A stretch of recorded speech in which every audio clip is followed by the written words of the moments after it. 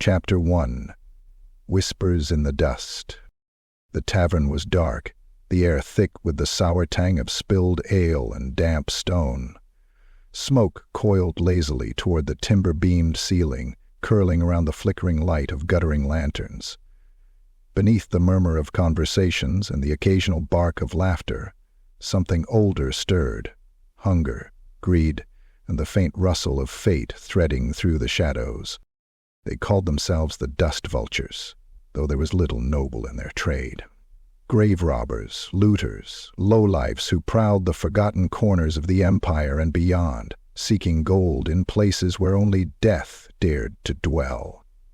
There were 6 of them now, huddled in a booth half lost in gloom, a collection of scowls and scarred faces, lit only by the trembling flame of a single candle. "I tell you it's real," said Halric, the runt of the bunch but the boldest tongue among them. His voice was hushed but eager, words tumbling over one another like stones in a landslide. "An old tomb, hidden beneath the withered hills, vaulted, untouched, sealed with chaos iron. It's the grave of him, the Black Warlord, the one they say was buried standing. Buried with a blade longer than a man and an axe that split mountains," muttered Boras, the oldest, spitting a wad of phlegm onto the floor. "Aye," Halric nodded, wide-eyed, an armor black as the void, said to be cursed by the gods themselves, but worth Emperor's bones the fortune it'd fetch. A cold silence settled over the table. Even the nearby laughter seemed to fade. "Where'd you hear this?" rasped Merrick, a man who spoke like gravel grinding in his throat. His face was a tapestry of old cuts and burns, and his eyes had seen more barrows than daylight. Halric leaned in, voice dropping to a whisper. "From a priest of Marl. Mad bastard, smelled like rot, caught him dying in the woods near Essen. He mumbled it through black blood, said he saw it, the tomb beneath the fell roots, kept saying the name, Krell." At that, Torvin, the muscle of the group, let out a quiet grunt. "Old ghost story," he said, though unease danced across his heavy brow. "They tell it to scare kids. Wight King Chaos Butcher, one of Nagash's dogs." "No," Halric hissed. "He's real. A warlord of the north who turned to the undying. Died once, came back in armor that never rusts, buried again in a tomb built to keep even Mora's gaze out." Greed had begun to glitter in the robber's eyes. Even Jansa, the silent crossbow-wielder who rarely showed emotion, was listening now, fingers twitching around the rim of her mug. "It's a fool's errand," Marek said at last. "Sylvania's a graveyard. Roads crumble, the trees watch, and the dead walk. We go digging. We might not be the only things stirring." Halric held up a scrap of old parchment, brittle and yellowing. "This map says otherwise. The tomb lies past the bone trail, near where the trees twist like gallows. 3 days' ride, then a half-day trek through the swamp. There's an entrance hidden beneath a cairn of skulls." There was a long pause, the kind that lingers before a terrible decision. "We leave at first light," Merrick muttered. Sylvania did not welcome the living. The sky hung low and colorless, casting the land in shades of gray and dying brown. Trees gnarled like old corpses clawed at the clouds, their bark splitting like cracked skin. The air itself tasted wrong, thick, metallic, a hint of dried blood at the back of the throat. Crows circled endlessly, silent and watchful, as if bearing witness to intruders not long for this world. The group moved in tense silence. Their horses frothed and skittered at invisible scents. Even Torvin, ever the brute, muttered protective charms under his breath. For 2 days they followed the bone trail, a name earned not through metaphor, but through the skeletal remains that marked its edges. Rib cages jutted from the undergrowth. Skulls grinned half-buried in loam. On the third night they camped beneath a tree whose trunk had grown around a bleached skeleton, wrapping it in wooden sinew like a parasite's trophy. Marek didn't sleep. He never did in Sylvania. The swamp came next, muck that sucked at boots like hungry mouths, and fog so thick it swallowed sound. It was there, as Halric had said, they found the cairn. A mound of skulls, ancient and moss-covered, yet untouched by decay. Torvin dislodged the first one. It cracked like porcelain. Beneath it, the earth shifted with an unnatural sigh. They dug for an hour until the ground gave way with a sudden groan. A stairwell. Black stone, seamless and dry as bone, as if the tomb had waited. Torches were lit. The descent began. The air grew colder with every step, and the silence deepened, an oppressive quiet that smothered breath and thought. The stairs spiraled down into darkness, walls etched with runes that writhed when gazed at too long. They passed murals, ancient frescoes faded with age. They showed a towering warrior, clad in spiked armor, hacking men in half, skulls stacked at his feet. In another, he knelt before a pale figure with a burning crown, Nagash himself. Then the final door, a slab of obsidian carved with chaos stars and crowned with a crude crown of bones. It radiated wrongness. Torvin and Marek pushed it open. The chamber beyond was vast. Pillars of black marble rose into nothingness. At its center stood a bier of solid iron, atop which rested a massive corpse. Krell. He stood tall, even in death, armor a pitiless black, etched with red sigils, cloak of dried skin still draped over his shoulders. His axe rested across his chest, massive, double-bladed, edges like jagged obsidian. No one spoke. Then Halric moved. As if compelled, he stepped forward and reached for the helm, twisted steel with a snarl of horns. "We take what we can carry," he whispered. "Don't touch that," Marek growled. But it was too late. Fingers met metal, the room trembled, dust rained from the ceiling like falling ash. They snatched what they could, trinkets, a jeweled dagger, the helm. The axe was too heavy even for Torvin. With breath held and fear burning in their bellies, they fled. As they climbed back toward the surface, the wind howled down the stairwell, not natural wind, but something older, angrier. The air in Sylvania had changed. Something had awakened. And far below, in the dark, Krell's fingers twitched. Chapter 2. Tomb Breach. The air in the tomb was dead, older than memory, thick as oil, and cold enough to numb the skin. Every sound the grave robbers made echoed back to them, distorted, as if the darkness itself were mocking their trespass. Their torchlight seemed to wither before it reached the far corners of the chamber, swallowed whole by a blackness that felt alive, pulsing faintly like the slow beat of a buried heart.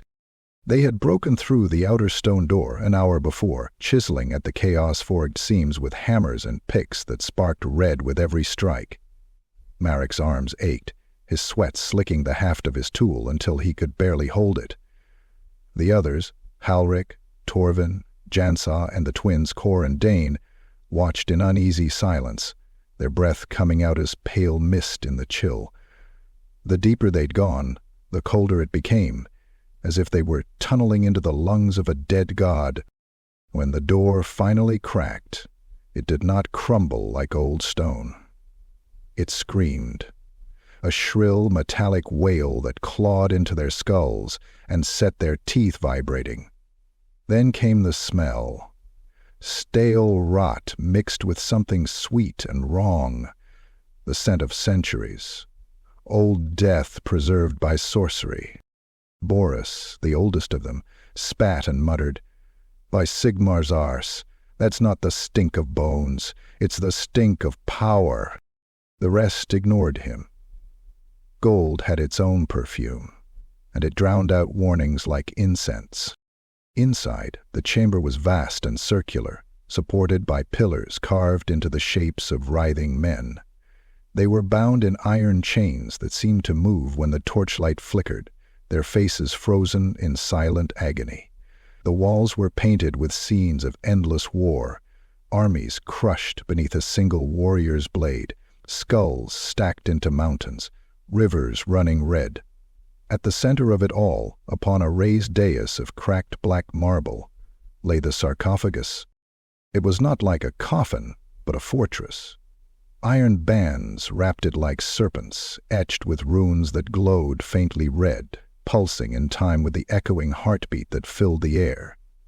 The lid was engraved with a figure, massive, armored, crowned in spikes, holding an axe big enough to fell a keep. "Pow!" whispered Halric, awe bleeding into his voice. "The warlord of the north. The hand of Nagash. Gods forgive me. He's real." "Forgive you," Boris grunted. "Better they forget you. Now shut it and start prying." They set to work. The iron bands were cold to the touch, so cold they burned. Jansa wrapped her hands in cloth, wedging her crowbar beneath one of the bindings. Torvin swung his hammer down. When it struck, the air shuddered. The rune beneath the metal flared like a dying star and went dark. Another blow, then another. Each strike made the air heavier. Dust fell like fine snow.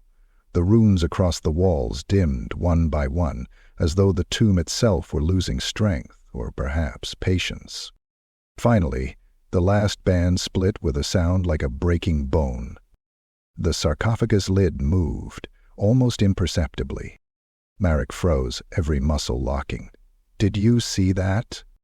"Wind," Tolvin said, though there was no wind here. "Get it open." Together they pushed.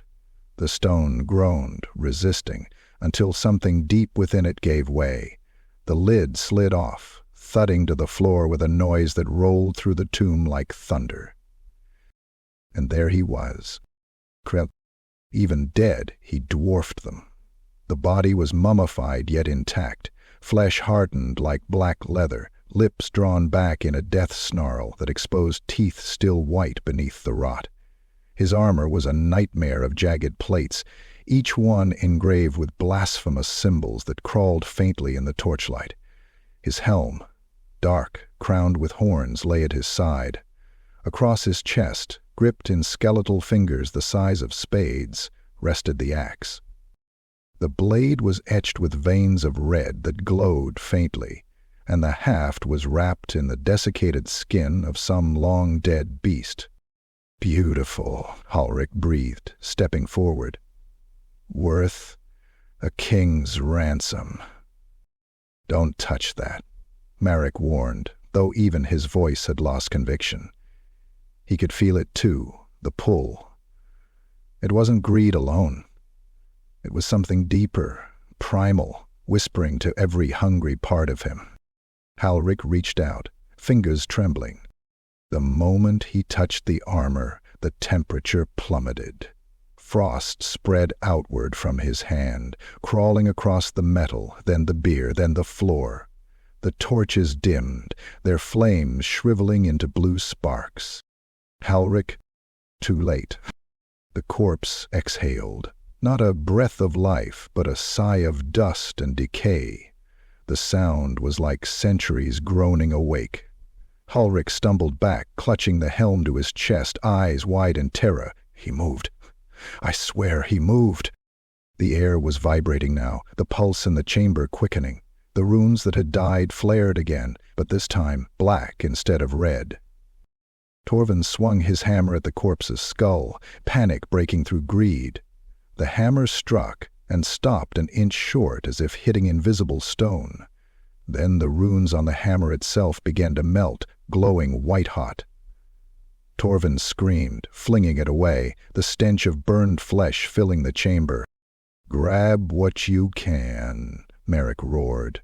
"We're done here." They tore through the tomb in chaos. Jansa snatched a gilded dagger from the bier. Dane yanked a necklace from the corpse's chest, breaking brittle ribs in the process. Halric still clutched the helm, staring into its hollow eyes. The floor split. A crack tore across the dais, vomiting black light. From the fissure came whispers, thousands of them, in languages no mortal tongue could form. The light climbed the walls, latching onto the painted warriors and dragging them into movement. The murals twisted, their scenes shifting, armies rising, slaughtered men screaming silently from their painted deaths. "Run!" Merrick bellowed. They fled, the torches flickering wildly, shadows dancing like flayed things across the walls. Behind them, the coffin shuddered, the iron beard fractured. As they reached the stairwell, the last thing Marek saw before the darkness swallowed them was Krell's arm rising an inch from his chest, the fingers curling slowly into a fist. The wind that followed chased them all the way to the surface, carrying the stench of death and the echo of something far worse, laughter, deep and ancient, rising from beneath the earth. Chapter 3. Spoils of the Dead. The forest outside the tomb was silent, not merely quiet, silent in a way that gnawed at the edges of sanity, as though the world itself held its breath. The dust vultures stumbled through the undergrowth in near darkness, their torches long extinguished by the chill that had followed them out of the crypt. Behind them, the mouth of the tomb yawned like a wound in the hillside, the air around it shimmering faintly as if something vast and unseen now stirred beneath. No one spoke for the first mile. The sound of their boots crunching over frost-crusted leaves was the only noise that dared exist. Then, slowly, the forest began to exhale. Twigs cracked in the distance. A crow croaked overhead, a single rasping call that echoed like a death knell. Marek led the way, his lantern's glow barely piercing the fog curling around the trees. His mind reeled from what they had seen below. The runes, the corpse, that dreadful whisper that had seemed to crawl into his bones. And yet, despite the dread, they carried the relics. Paulric had the helm. He wouldn't let anyone else touch it. He carried it cradled in both arms, as though it were a newborn, his eyes wild and sunken. Torvin limped along with Krell's shoulder plate strapped to his pack, muttering curses with every breath. Jansa had the dagger tucked into her belt, its jeweled hilt wrapped in cloth to dull its strange heat. Kor and Dain, the twins, shared a sack filled with lesser trinkets, coins of black iron stamped with skulls, a cracked silver crown, a length of chain that seemed to hum faintly when handled. They made camp near a stream that gurgled sluggishly through the marshland, its water black as pitch. The ground was half frozen, the soil hard enough to split knuckles when Torvin tried to drive in a tent stake. "Leave it," Merlik said. "We'll take shifts. No fires." "No fire," Dane hissed, his breath pluming white. "We'll freeze." "Better frozen than found," Merrik snapped. But even without the flames they could feel heat, unnatural, pulsing faintly from the stolen relics. It was not warmth meant for flesh. It felt wrong, as though the air itself recoiled from it. They ate in silence, chewing on cold rations that tasted like ash. Overhead, the crows had multiplied. Dozens of them perched on the skeletal trees, their black shapes barely visible but for the gleam of their eyes in the lantern light. They did not move, did not call. They simply watched. That night, the dreams came. Marek awoke with a strangled cry, his face slick with sweat despite the cold. He could still see it, the vision of endless battle, the crash of steel on bone, the figure of a giant clad in black armor carving through men as though they were reeds before a scythe. He remembered the smell most vividly, rot and rust and the iron tang of blood that fell like rain. Across the camp, Halric whimpered in his sleep, clutching the helm to his chest. Marek moved closer, intending to wake him, but stopped. The helm's eye sockets glowed faintly red. For a heartbeat, Marek swore they were watching him. Then the light flickered out. He returned to his bedroll but did not sleep again. By morning, the forest had changed. The fog had thickened to a soupy gray, clinging to their clothes and hair. The air smelled faintly of old graves, wet earth, mold, and something sweet and rancid. When they broke camp, they found the stream had frozen solid overnight, despite the still air and the lack of frost elsewhere. The crows followed them as they moved on, hopping from tree to tree, their wings silent. "Something's following us," Chancet muttered, after the third day. "It's the birds," said Kor. "They've been there since the tomb." "Not the birds," Yansa said, her voice tight. "Something else." She wasn't wrong. At night, they heard movement beyond the edge of the camp, slow, deliberate, heavy, like boots sinking into mud. Once, Marek thought he saw a shape among the fog, a man's outline, tall and broad-shouldered, standing utterly still, but when he blinked it was gone. Torvin's temper worsened by the day. The burn on his hand from when his hammer had melted against the tomb's ward had begun to fester. The skin around it blackened, veins crawling up his wrist like cracks in old glass. He tried to wrap it, but the smell of rot seeped through the bandages. "It's fine," he grunted when Marek offered to look at it. "Just a burn." But Marek saw it that night. When Torvin slept, the wound wasn't closing. It was spreading. On the fifth night, they found an abandoned chapel. It leaned crookedly beside the road, its bell long fallen, its walls half swallowed by creeping ivy. The statue of Mor above the door had lost its face, but the scythe it held gleamed as though freshly polished. "This'll do," Marek said. "Better than open ground." They set up inside.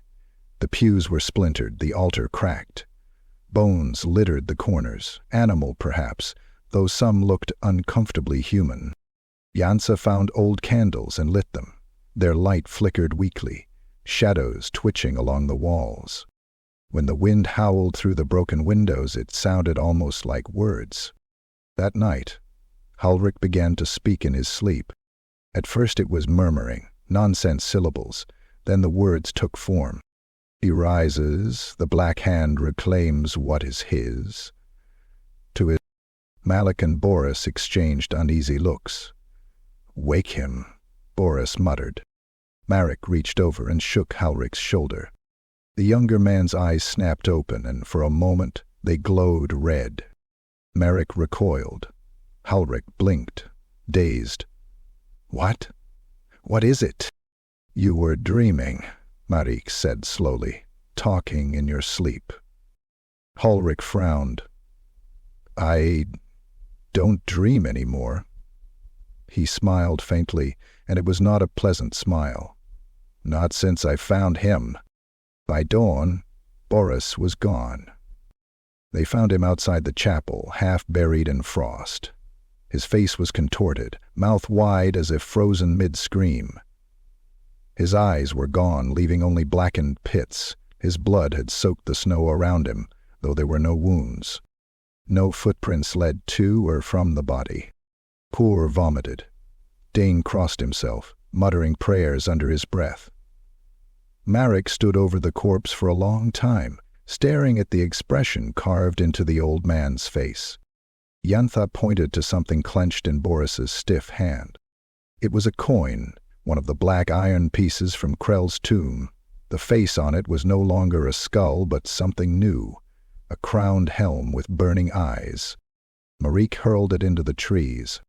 The crows erupted into flight, 1,000 black wings beating the air. Their cries filled the woods like laughter. And for the first time, Marek thought he heard another sound beneath it, deep, rhythmic, distant. Marching, the slow, steady rhythm of hundreds of feet. The dead were waking. Chapter 4: Divide the Loot. The road from Sylvania bled into the old imperial trade routes like a scar into flesh, dark, cracked, and forever healing wrong. What little sun the realm allowed barely penetrated the mists that clung to their cloaks, and when finally the walls of Mordran, that wretched border city, emerged from the fog, it was like the gaping mouth of some diseased beast, welcoming, but only to those already damned. Mordran had no true gates, only piles of rotting timber and crooked archways guarded by men who'd sell your own mother's bones for a handful of crowns. The dust vultures, what was left of them, rode through in silence. Marek's face was drawn and gray. Jance's eyes never stopped flicking to the corners of alleys, and Halric, pale and jittery, cradled the helm of Krell, as though afraid someone might try to steal it, or as though it might try to leave on its own. They'd lost Boris 2 nights before the city gates, his body vanishing from camp, leaving behind only a smear of blackened snow and the faint stink of iron. None spoke of it. Now, surrounded by the filthy sprawl of Mordran, the tension that had bound them together began to fray. The city breathed corruption. Its streets were narrow and slick with refuse. Beggars fought rats for scraps. Gutters ran with a slurry of ale, blood, and rain. Overhead the crows had followed still, perched on rooftops and chimneys, watching, waiting. They gathered in the back room of the Worm's Head, a tavern that reeked of mildew and bad beer. The room's only light came from a single candle jammed into a cracked skull that served as a holder. The loot was laid out on the table, the dagger Jansal had stolen, its blade faintly throbbing with an inner crimson light, the silver crown, twisted and tarnished, the small trinkets, the chain, the coins, the bones. And of course, Krell's helm and the axe that Torvin had finally dared to take once they'd left the tomb far behind. "Sell it all," Marek said flatly. "We take our cut, we leave this damned place, and we forget it ever happened." "No," Halric said sharply, his voice trembling. "Not this." He rested a hand protectively on the helm. "You saw what we went through. This isn't just coin. This is power." "It's cursed," Jansa hissed. "You felt it. We all have. That thing watches us in our sleep." Halric's lips curled into a grin that didn't belong on a man's face. "Then it sees what we're worth." Malek slammed a hand on the table. "Enough! You want to die clutching a lump of black steel? Fine. But I'm done. The rest goes tonight. The fence'll pay double for relics from Sylvania." Torvin grunted his agreement. "And I'll take the axe. That's no trinket for merchants. It's a weapon." The others said nothing. They didn't argue. They were too tired, too worn, too afraid. By nightfall, they split the spoils. Malik took the chain and coins, small, light, easy to sell. Hansa claimed the jeweled dagger. The twins each kept a few minor relics, shards of bone and coin for the black markets. Torvin slung the axe across his back, its weight unnatural, yet somehow comforting. Halric refused to part with the helm, muttering words under his breath that sounded more and more like prayers or invocation. They drifted apart into the maze of Mordran's underbelly, each chasing their own greed or fleeing their growing guilt. The first to die was Kur. He'd found a buyer in the slag quarter, a collector of oddities, a fat man with too many rings and not enough sense. Kor showed him the cracked silver crown boasting of its Sylvania origin. When the man reached for it, Kor grinned and set it on his own head to mock the buyer's fear. The laughter ended when his eyes rolled white and blood began to pour from his nose. The crown fused to his scalp with a hiss like molten metal meeting water. He screamed as his flesh bubbled, blistered, and split.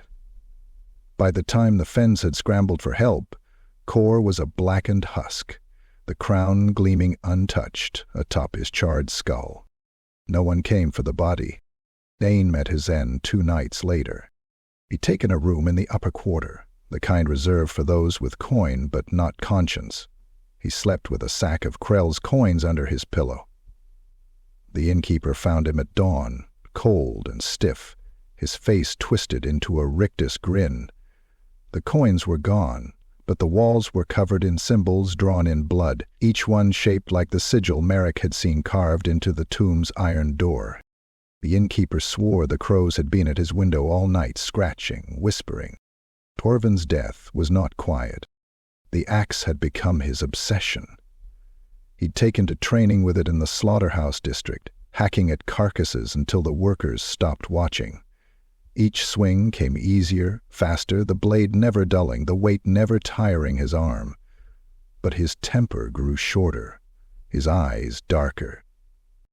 On the third night, something inside him snapped. Witnesses spoke of hearing screams, of seeing the massive man stride through the fog, swinging the axe at anyone who crossed his path. Limbs flew. Blood painted the cobblestones in ribbons. He cleaved a guardsman in two, from shoulder to hip, then turned the axe on himself when they finally surrounded him. The body split cleanly, as though eager to fall apart. The axe lay beside him, spotless, gleaming in the moonlight as though mocking the ruin around it. Marek heard of the deaths within days. He'd sold his share to a fence named Yerich, a rat-faced dealer who'd paid handsomely for authentic Sylvanian relics. The gold felt heavy in Marek's hands, heavier than any coin should. He drank himself half-blind in the worm's head, trying to drown the whispers that clawed at the back of his skull. But they didn't fade. At night, he dreamt of Krell's tomb, of the lid sliding open, of a voice that called to him in a language of ash and blood. Each time he woke, the air felt colder, the shadows thicker. When he went to see Yerich the next morning, he found the fence door ajar. Inside, Yerich hung from the rafters, his tongue black and swollen, his eyes gouged out. The relics were gone. And in their place, upon the counter, sat one of the black iron coins. Fresh blood dripped from its surface. Marek backed away slowly, bile rising in his throat. The city felt wrong, colder, quieter. He could hear crows outside, hundreds of them, gathering. He ran. Halrik didn't run. He sat alone in a candle-lit room above a mortuary, the helm resting before him on a table draped in old cloth. His eyes were hollow, his skin stretched thin. He whispered to the thing constantly now.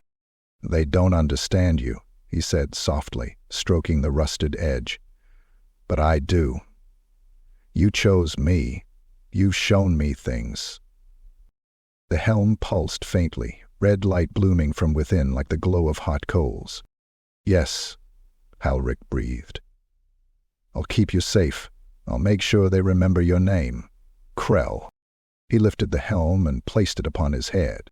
The room filled with a deep, resonant hum, like the toll of a funeral bell underwater. The candlelight went out. When dawn came, the mortician found the door locked from the inside. He broke it down and screamed. Halrik sat upright in the chair, still as stone.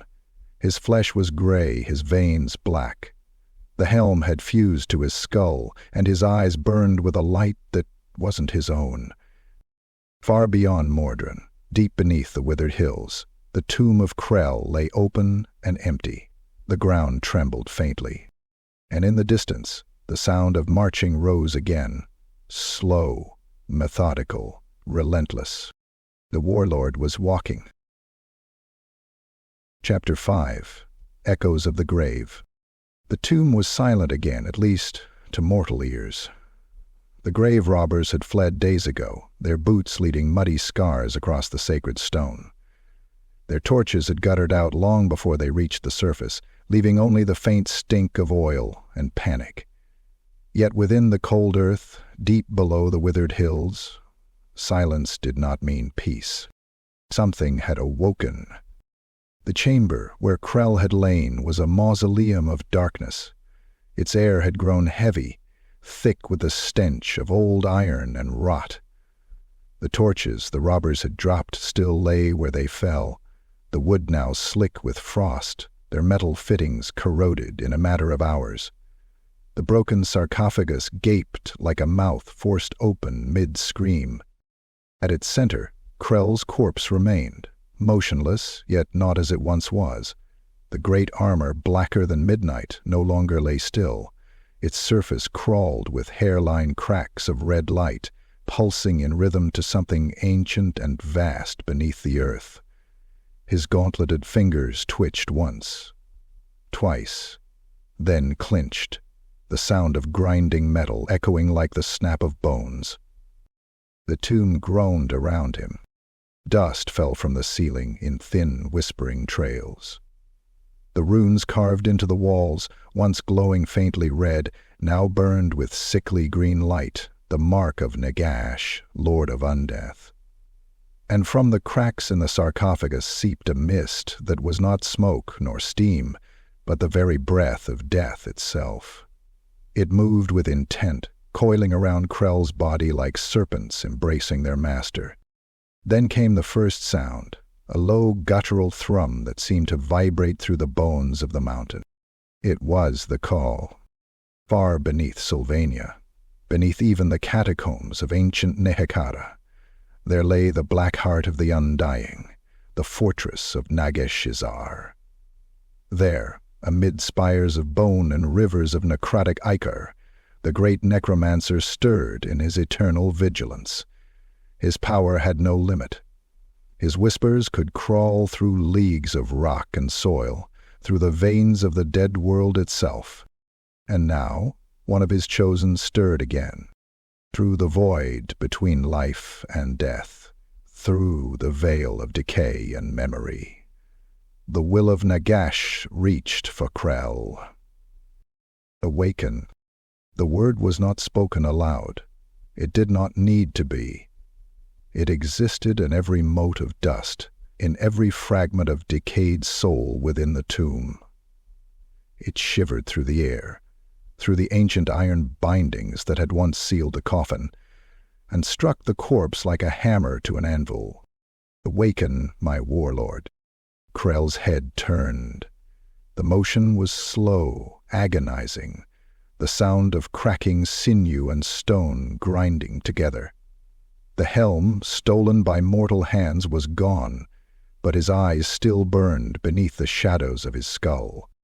They were not eyes as the living would know them.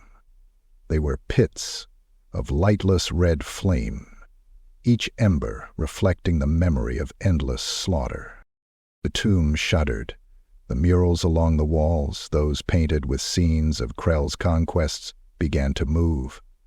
The painted warriors screamed silently as the colors bled from their forms, draining into the black armor that once they had worshipped. The very history of his violence fed his resurrection. And then came the rift. It tore open above the bier with a shriek, like the splitting of reality itself. The air folded inward, devoured by a swirling vortex of shadow. From within, tendrils of black lightning lashed out, striking the stone floor, searing it with sigils of undeath.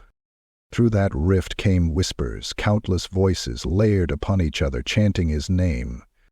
Krell, Krell, Krell. The sound was like the tolling of 1,000 funeral bells, each one heralding a different age of war.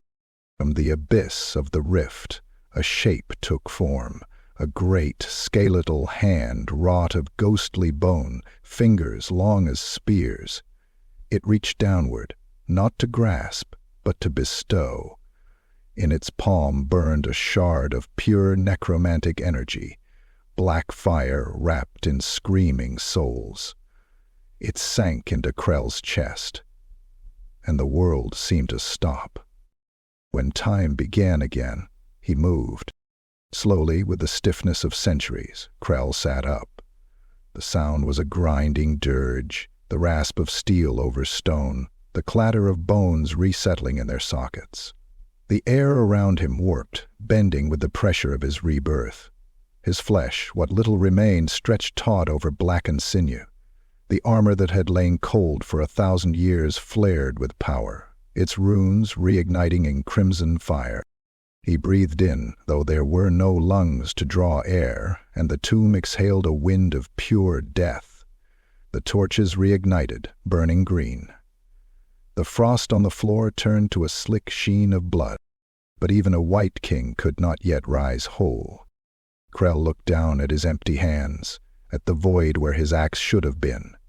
He felt the absence like a wound, deeper than any blade could cut. His head tilted, and the motion was almost human, a gesture of thought, of remembrance. The relics were gone. His helm, his axe, his crown, all stolen, all defiled by mortal filth. Through the rift he felt their presence. Faint lights scattered across the mortal plane. They pulsed like beacons, calling to him through the fetid air of Sylvania. In their theft, they had bound themselves to his will. And now, through them, he would return. Krell rose to his feet. The iron dais cracked beneath his weight. His movements were impossibly heavy, each step shaking dust loose from the ceiling. The runes around him flared brighter, responding to his pulse of hatred.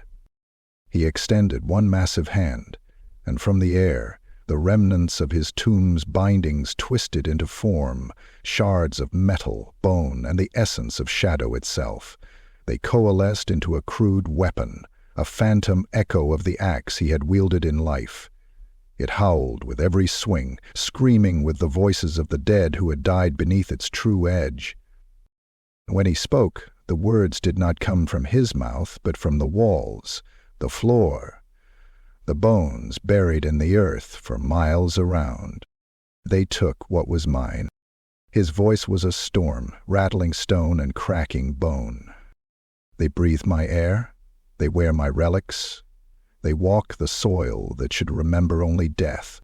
The rift flared again, and through it the faces of the dead appeared, thousands of them, spectral visages of warriors once loyal to him.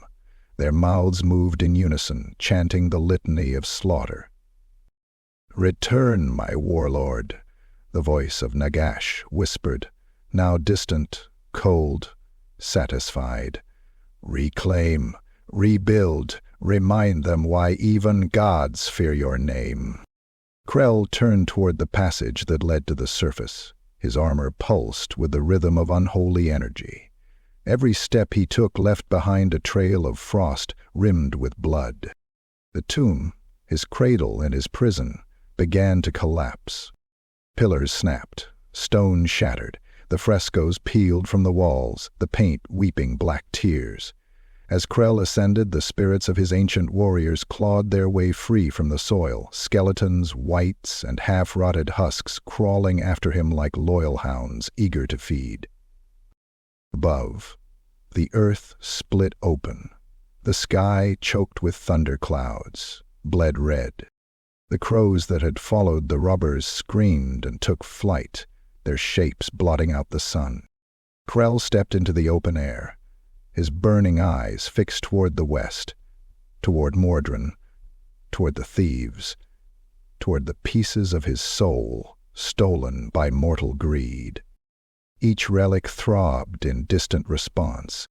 He could feel them, he could see them, and for the first time in centuries, Krell smiled, a slow, jagged motion that cracked his withered face like broken armor splitting under strain. The Wight King of the North was awake once more, and all of Sylvania trembled to greet him. Chapter 6. The First to Die. The winter wind swept through the crooked alleys of Mordrim with a voice like grinding bones. The city had always reeked of smoke, rot, and sin, but now there was something new in the air. Something foul, heavy, and wrong. Dogs barked through the night, then fell silent. The crows had grown bold, lining the rooftops and watching the streets with patient, inhuman stillness. It began with whispers, rumors carried by drunkards, beggars, and the fearful. Men spoke of shapes seen in the fog, a towering figure of iron and shadow, dragging a weapon that screamed when it moved, of doors found splintered from within, as though something had come out of the houses rather than gone in. No one believed the stories at first. Mordrin was a city built on fear, and every drunk in the taverns claimed to have seen ghosts or ghouls in the fog.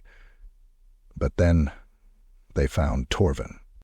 The slaughterhouse stank of death even on good days, but when they found him, the air was so thick with blood that hardened butchers gagged and fled into the street.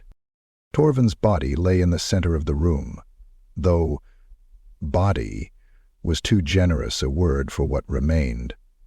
He'd been opened, not by blade, nor by beast, but as though something massive had seized him in both hands and torn him apart like parchment. His ribs jutted outwards, shattered, the ends glistening white in the torchlight. His head was missing entirely, ripped clean off at the base of the neck. Blood painted the walls in spirals as though flung there by some unholy force. Even the ceiling dripped with it. The floor around him was unmarked. No footprints, no drag marks, no sign of entry or exit. The doors had been bolted from the inside. The only clue was the axe. He rested beside what was left of him, perfectly clean. Not a fleck of blood marred its blackened edge. The guards refused to touch it. By dawn, half the city had heard the story. By dusk, it had a name, the Undead Reaver. Merrick heard the news in the Worm's Head, his hands trembling as the barkeep whispered the tale. "And they say he was butchered in his own shop," the man said, voice low. "Not a sound heard, not a lock broken. And that axe, the same one he brought back from the tomb. The city watch found it, sitting right beside him, shining like it'd been polished. Some say it weren't a man what did it. They say it was the thing the relic belonged to." Merrick's throat went dry. The room spun. He stumbled to his feet and threw a handful of crowns onto the counter, leaving his ale untouched. Outside, the streets were thick with fog and fear. The lamps burned low, their flames guttering in a wind that smelled faintly of iron and grave soil. He didn't notice the crows following him at first, not until he turned a corner and saw them perched on every railing, every gutter. 100 black eyes gleaming like glass beads in the half-light. When he met Johnsa later that night, she looked worse than he did. The dagger she'd stolen hung at her belt, the jewels in its hilt glowing faintly as if feeding on her unease. "It started," she said. "You've heard?" Merrick nodded. "Torvin." She swallowed hard. "And Halrick's gone?" "Vanished 2 nights ago. His landlady found his room empty but the door still barred. Said there were claw marks on the inside of the walls, like he tried to dig his way out." "Out?" Merrick whispered. "Out of what?" Her eyes darted to the shadows. "Whatever's coming for us." That same night, a thick snow began to fall, muffling the city in white silence. Mordren's streets emptied as curfew bells tolled, the watchmen hurrying to bolt the gates. But no gate could bar what had already entered. Beneath the slaughterhouse, in the old catacombs where the poor were dumped without coffins or prayers, the air stirred. Bones shifted, hands that had lain still for centuries clenched around nothing. The temperature dropped so sharply that frost bloomed along the stone walls, tracing veins of white that led deeper into the dark. Then came the footsteps. Slow, heavy, relentless. Each one shook loose dust from the ceiling. The torches along the tunnel walls flared blue, then died one by one, snuffed out by a wind that had no source.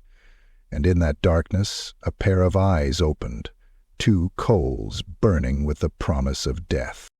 Krell had come to Mordren. The city slept while he walked. The streets seemed to bend around him, the world itself recoiling from his presence. His armor whispered with the sound of rust and chains. The black axe, his axe, was once more in his hand, pulled through unseen tether from the slaughterhouse floor into the grasp of its rightful master. He moved with purpose, his every step echoing with the faint murmur of 1,000 dead voices. Each sound was an oath renewed, a memory of battles long past, men screaming, bones breaking, gods dying. The crows followed him. Over rooftops, down alleys, through the empty marketplaces, they came in a wave, silent and watching. The city's heart stilled in his passing. Dogs whimpered in cellars, lamps flickered and died. He stopped before a tenement, the one where Kor had lived. Without hesitation, he raised the axe. The strike wasn't thunderous. It was quiet, almost gentle. But the door exploded inward, splinters flying like shrapnel. Inside, the air curdled. Frost formed instantly on every surface, crawling across the furniture like living veins. Kor's corpse still sat slumped in his chair, crown fused to his blackened skull, empty sockets staring blindly ahead. Krell stepped closer. The crown trembled on the corpse's head, then leapt free, flying through the air into Krell's waiting hand. The eyes beneath his helm flared brighter. Lied. The word was a whisper that rattled windows for 3 streets in every direction. He turned and left. At dawn, Mordrin woke to a city transformed. The snow had turned red where Krell had walked, though no blood could be found. The crows had vanished, and from the slaughterhouse to the tenement, a trail of frost led like a scar through the city. Torvin's body was gone, so was Kor's. The city watch found only scraps, bits of cloth, streaks of frozen blood, the impression of something massive having passed through the streets. The tavern gossips gave it new life. They called him the undead Reaver, a spirit of vengeance drawn from the grave to reclaim what mortals had stolen. Some swore they saw him on the rooftops at night, a figure of black iron and fire, his axe humming like a choir of the damned. Others said he walked in the fog, tall as a gate, eyes burning through the mist. By the end of the week, half the city had fled. The other half prayed. But prayers were useless now.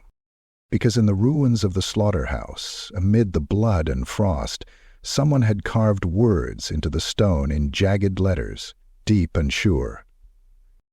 The dead do not forget. Chapter 7. Flesh and Fear. The tavern was dead quiet. No laughter, no music, no drunken threats. Just the tick of the rusted clock above the bar and the occasional creak of old timber straining beneath the weight of silence. Merrick sat at the corner table, his hands trembling as he traced a rune onto the wooden surface over and over again, a protective ward he'd seen once carved into a priest's censer. It didn't work. Across from him, Jansa sat with her back to the wall, eyes hollow, the dagger in her belt now wrapped in layers of linen and sealed inside a sack. She hadn't touched it since the night of the first murder. Her hands were blistered from trying to bury it in holy ground, soil that hissed and smoked as if scorched by its presence. 3 gone, Merrick muttered. 3 ripped apart. No doors broken, no signs of struggle, just gone. And we're next. Jansa said nothing. She stared at the window. The glass was thick with frost, though the fire behind them still burned. Outside, Mordrin was dying. The city had begun to rot from within. Streets were deserted, doors were nailed shut. Bells tolled not for worship but for funerals, and they rang nearly every hour now. The crows had returned in greater numbers, nesting in rafters, blackening the skies at dusk. Every rooftop watched. Every shadow whispered. People were fleeing in droves. The roads leading out were choked with carts, frightened families, mercenaries hired on false promises. But not all escaped. Entire caravans vanished in the night, their tracks ending in splashes of blood and discarded shoes. No bodies, no sounds, just absence. Rumors swirled like ash in the wind. The dead were walking.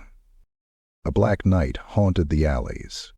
The Wight King, with eyes like coals and an axe that screamed. Merrick didn't need rumors. He had memory. He saw the way the axe had pulsed in the tomb, the way the armor seemed to drink the light.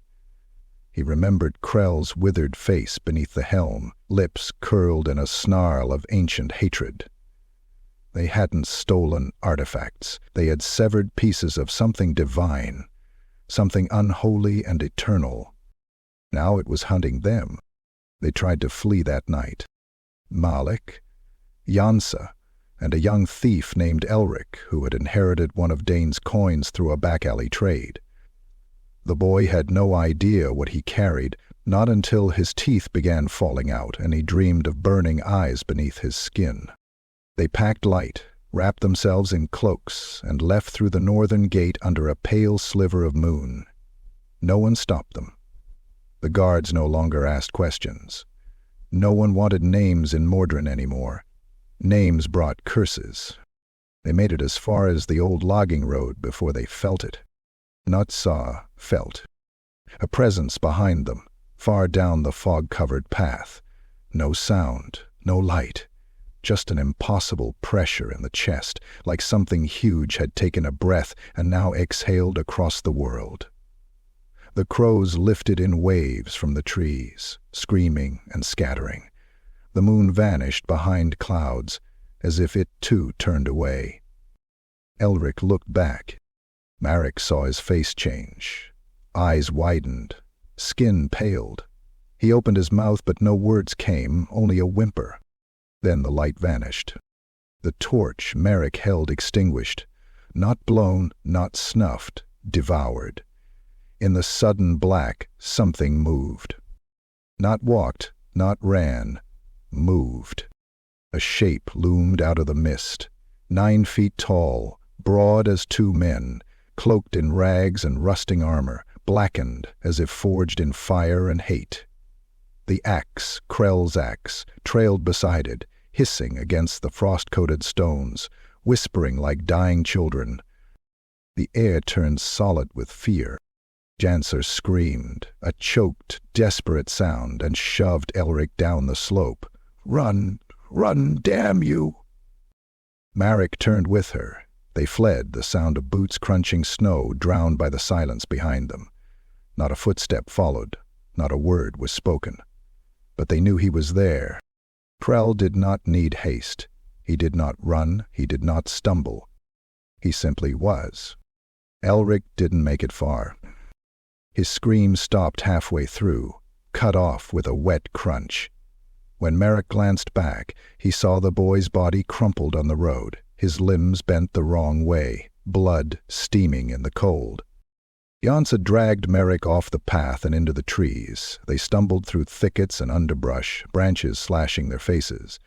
Behind them, no pursuit, no sound, just that feeling, that crushing certainty that Krell knew.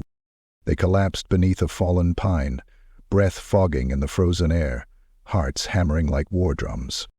"Didn't follow," Marek rasped. Jansa shook her head. "Doesn't need to. He's not chasing, he's hurting." Marek stared at her. "We took his relics. They're not just things. They're anchors. Pieces of his soul, his power. He's bound to them. And so are we." Marek's fingers went to his belt pouch. Inside, the black iron coin throbbed with heat, despite the cold. They returned to the city by dawn. They had nowhere else to go. No road was safe. No gate would hold him. And in Mordrin, death had come to collect. The northern district was gone. Burned. A dozen homes reduced to ash, blackened skeletons still kneeling in the ruins, arms raised in futile prayer. The sky above was thick with crows and smoke. The watch was useless. Half had deserted. The rest cowered in their towers, lighting incense and scribbling last wills. And still, no one saw Krell move. He appeared. On balconies. At windows. In mirrors. For a blink. For a breath.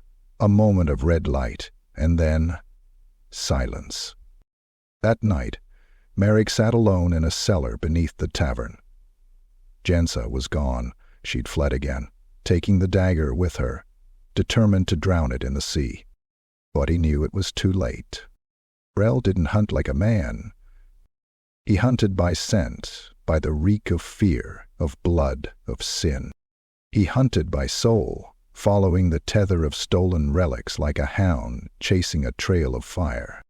And he hunted by will, his own undying, unrelenting will that bent the world around it. Marek clutched the coin to his chest and whispered every prayer he knew. His voice shook, his body trembled. And in the dark corner of the room, something answered.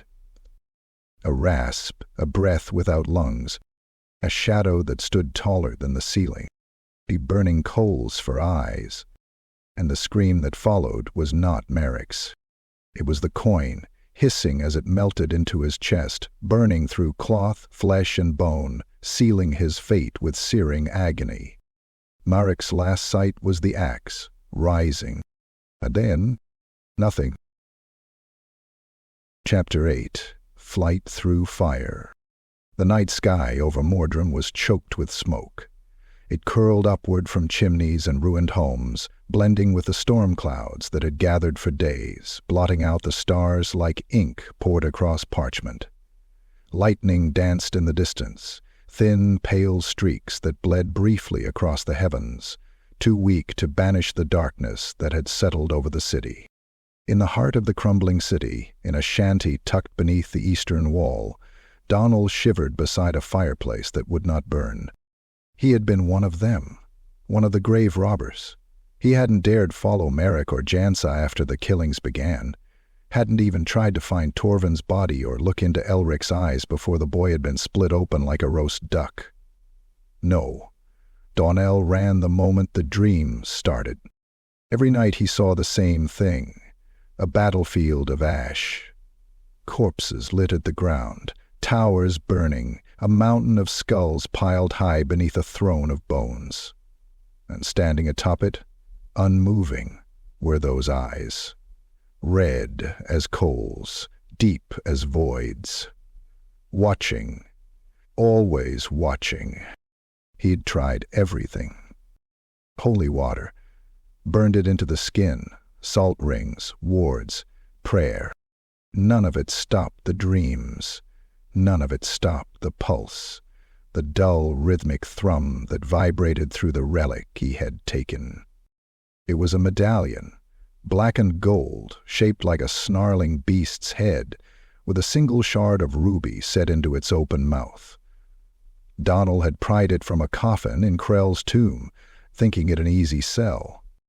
He hadn't let it go since, not because he wanted it, but because it wouldn't let him. Every time he tried to toss it, he woke with it around his neck again. Every time he tried to bury it, he found it in his hand the next morning, warm, pulsing like a heart. So now he had only one option left. Fire. The torch crackled as he plunged it into the hearth, dried wood erupting into yellow flame. The medallion hung from a length of chain clutched in his shaking hands, sweat beading on his forehead. "This ends tonight," he muttered, voice trembling. "I don't care what you are. You're going to burn." He hurled the medallion into the flames. The fire roared up around it, crackling wildly as if fed by oil, but the relic did not blacken, did not crack. Instead, it glowed. The ruby brightened, the gold shimmered, and then the fire died. Not slowly, not naturally. It was devoured.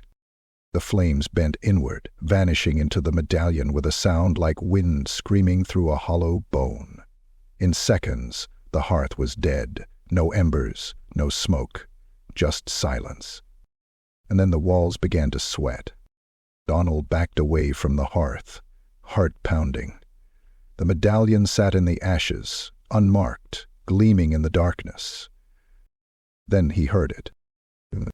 Stone underfoot. Crunch. Again. Louder. Closer. The boards of his floor groaned under a weight that had not yet entered. The door creaked. Slowly. Gently. It did not swing open. It peeled back, as if the wood no longer remembered how to resist. Fog poured through the threshold, thick and cold, rolling over the floor like a tide. The medallion lifted off the ashes, rising into the air without string or hand. It hovered, trembling, and then snapped toward the door. He caught only a glimpse. A figure, half-dozen, half-steel, armor scorched black by ancient fire, shoulders broad enough to block the moonlight behind him, and in his hand, the axe. It shrieked as it moved, not with steel, but with the voices of the dead. Donald turned and ran. He didn't think, didn't speak. He hurled himself through the back wall of the shanty, smashing through rotting planks, scrambling barefoot into the alley. Behind him, the house erupted in light, not fire, but sickly green radiance that pulsed and hissed as it rose into the sky. The neighbors saw it from across the street, saw the roof split open. And then it rained. Ash fell in sheets. Not from fire, but from something worse. The air turned black. The walls began to hum. Donald raced through alleyways like a rat in a flood.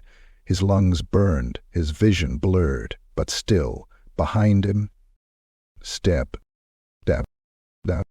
No chase, no shouting, no threat.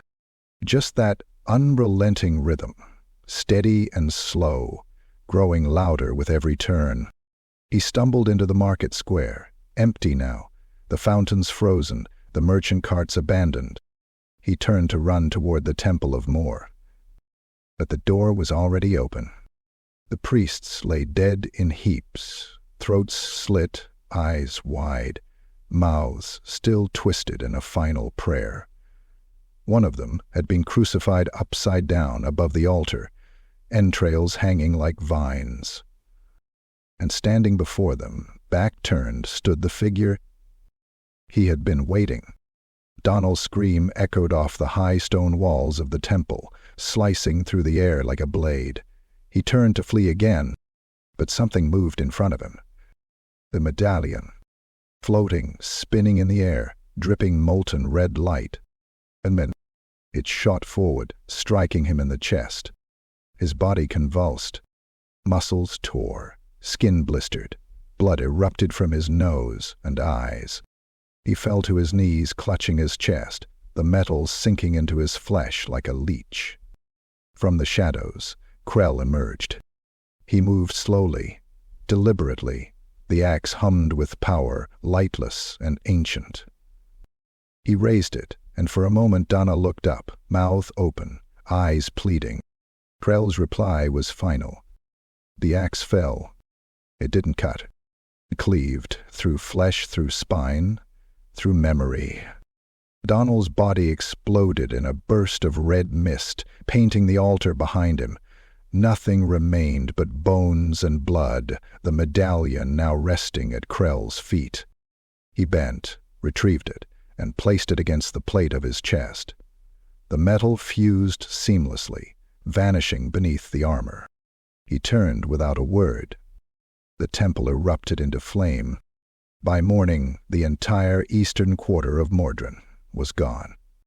Not smoldering, not smoking, gone. Scorched, black, and silent. Ash covered the streets like snow, buildings stood like charred bones. And in the center of it all, etched into stone in burnt sigils that still steamed in the morning light, were 3 words. Still lives.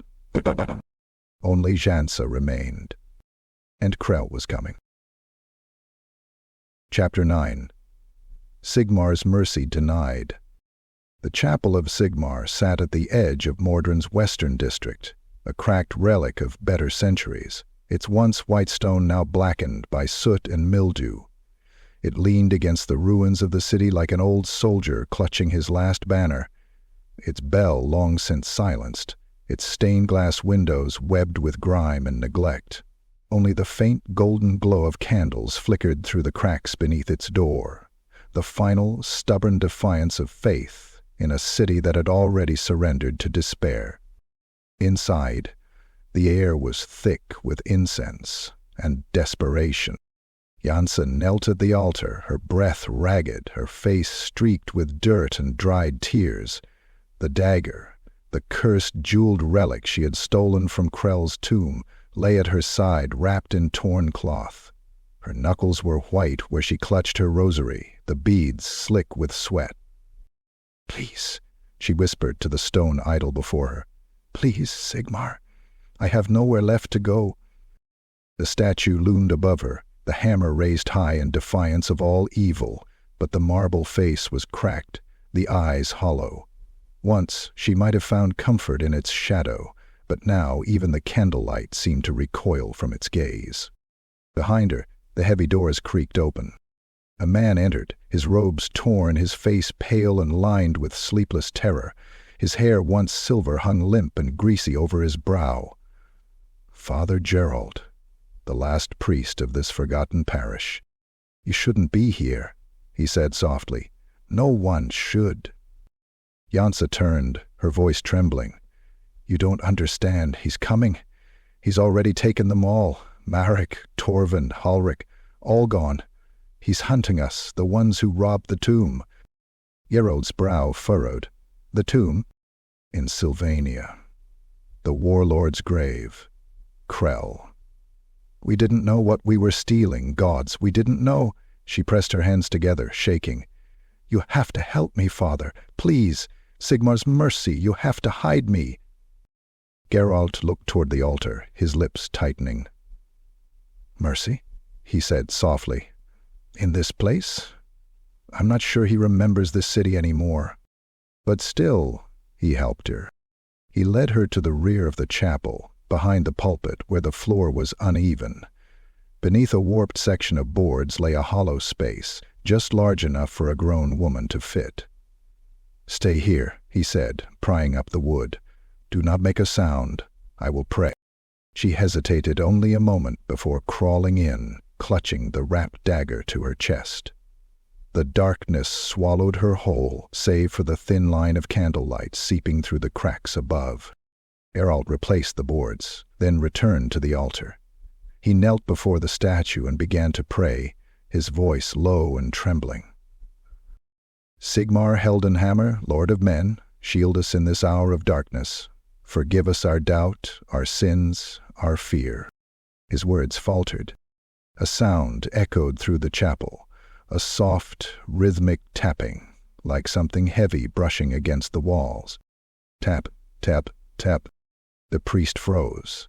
His eyes darted toward the doors, which now stood slightly ajar. The candles flickered, their flames bending toward the opening. A draught slithered through the pews, cold and sharp as steel. Help! The crucifix above the altar began to tremble. Then came the smell. Rot.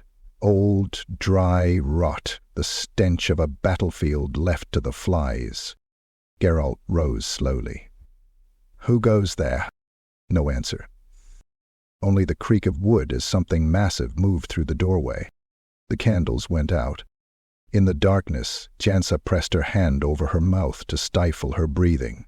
She heard it too, the scrape of metal, the grind of armor, the faint, terrible hiss of something ancient exhaling. Geralt's voice broke through the dark.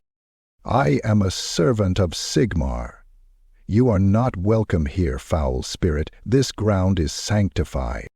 The air answered him with a low guttural hum that seemed to come from everywhere at once. Jansa peeked through a gap in the floorboards, heart hammering in her chest. She saw the priest standing before the altar, clutching his hammer and book like a shield, and behind him, framed by the broken doors, Krell entered. He filled the doorway, armor black as pitch, etched with burning runes. Fleshless hands gripping his axe, its twin blades dripping with a light that wasn't blood, but the essence of something far worse.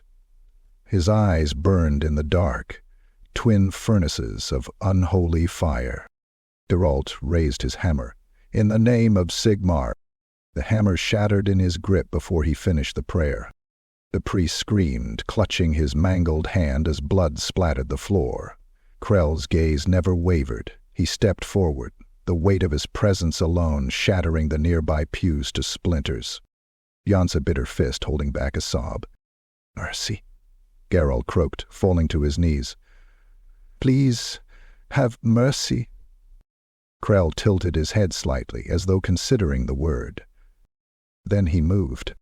The axe came down in a single, effortless stroke. The priest's body split from shoulder to hip. The force of it shook the altar, blood spraying across the marble in a crimson wave. The top half of his torso collapsed backward, entrails sliding onto the steps with a wet slap. The statue of Sigmar cracked. A fissure split the idol from crown to base, and from the eyes began to flow a thin trickle of blood. It streamed down the face, staining the pale stone, dripping onto the floor in slow, deliberate drops. Drip. Drip. Jansa trembled beneath the boards, tears streaming silently down her face. She wanted to scream, to run, but terror chained her limbs. Krell turned his burning gaze toward the altar. The blood from the statue pooled at his feet, sizzling as it touched his armor. He raised his head, as if scenting the air. He could smell her. The boards above her head groaned. He didn't look down. He didn't need to. The axe swung again. The floorboards exploded. Jansa screamed as the blade tore through the wood and into her leg, severing it below the knee. Blood sprayed into the air, painting the walls. She clawed at the boards, dragging herself free, leaving a trail of red as she crawled toward the altar. "Please, please, Sigmar." The god was silent. The statue's head snapped clean off and shattered on the floor. Krell loomed over her. His armor dripped blood, steam rising from every plate. She looked up at him through a haze of agony, her face pale, lips trembling. You can't have it," she gasped, clutching the wrapped dagger against her chest. Krell's hand extended. The dagger tore itself free from her grasp, unwrapping mid-air. Its blade flared crimson, the same light burning in his eyes. He caught it, turning it once in his grasp, as if testing the weight. Jansa's scream turned to sobs. "Please, I beg you." The Wight King's head tilted slightly, and for a moment she thought she saw pity in that hollow gaze. Then the axe fell again. It split her cleanly in two, from crown to belly, the sound a wet, final crack. Her body collapsed to either side of the altar, the rosary still tangled in her lifeless hand. By morning, the chapel was a ruin. The doors hung from their hinges, the statue lay in fragments. Every candle was extinguished. But the altar remained, untouched, save for the bloody inscription carved into the stone in letters that smote and hissed, as though still burning.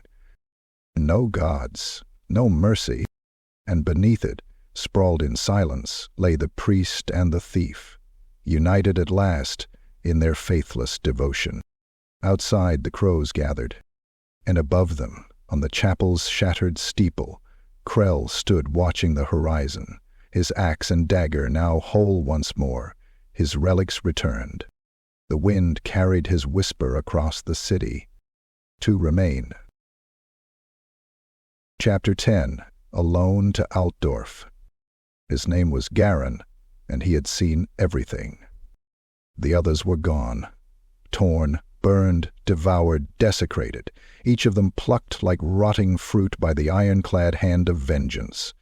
What began as greed had become a death sentence, and now, with the wind screaming at his back and the scent of burning cities in his nose, Garin ran. Alone. A ragged shape hunched over a stolen horse, cloak shredded, eyes sunken with sleepless terror. His mount was little more than bones and sinew, ribs visible through matted fur, foam caked at its mouth from a 2-day sprint through ruin and storm. The roads to Altdorf had once been paved with hope, pilgrims, merchants, farmers. Now only Garin remained on them, and each hoofbeat struck like the ticking of a clock, counting down his final moments. Behind him, the land was dying. Villages stood empty, doors hanging open, livestock disemboweled or missing altogether. Fogs rolled unnaturally low, clinging to the fields like damp grave clothes. The sky itself had darkened, not with clouds, but with something deeper, a presence, as if the heavens watched in mourning. Every so often, Garin would glance back over his shoulder, not because he heard pursuit, no. Krell made no noise when he hunted. There were no hoofbeats, no shouts, no barked commands. There was only silence. And then death. But Garin could feel him. The relic slung around his neck pulsed with it. It was a shard of armor, only a piece of a pauldron, dull black iron carved with symbols long erased by time. It shouldn't have meant anything. It shouldn't have done anything. But it was heavy in ways no physical weight could explain. And it whispered to him now in a voice he could not understand but always feared.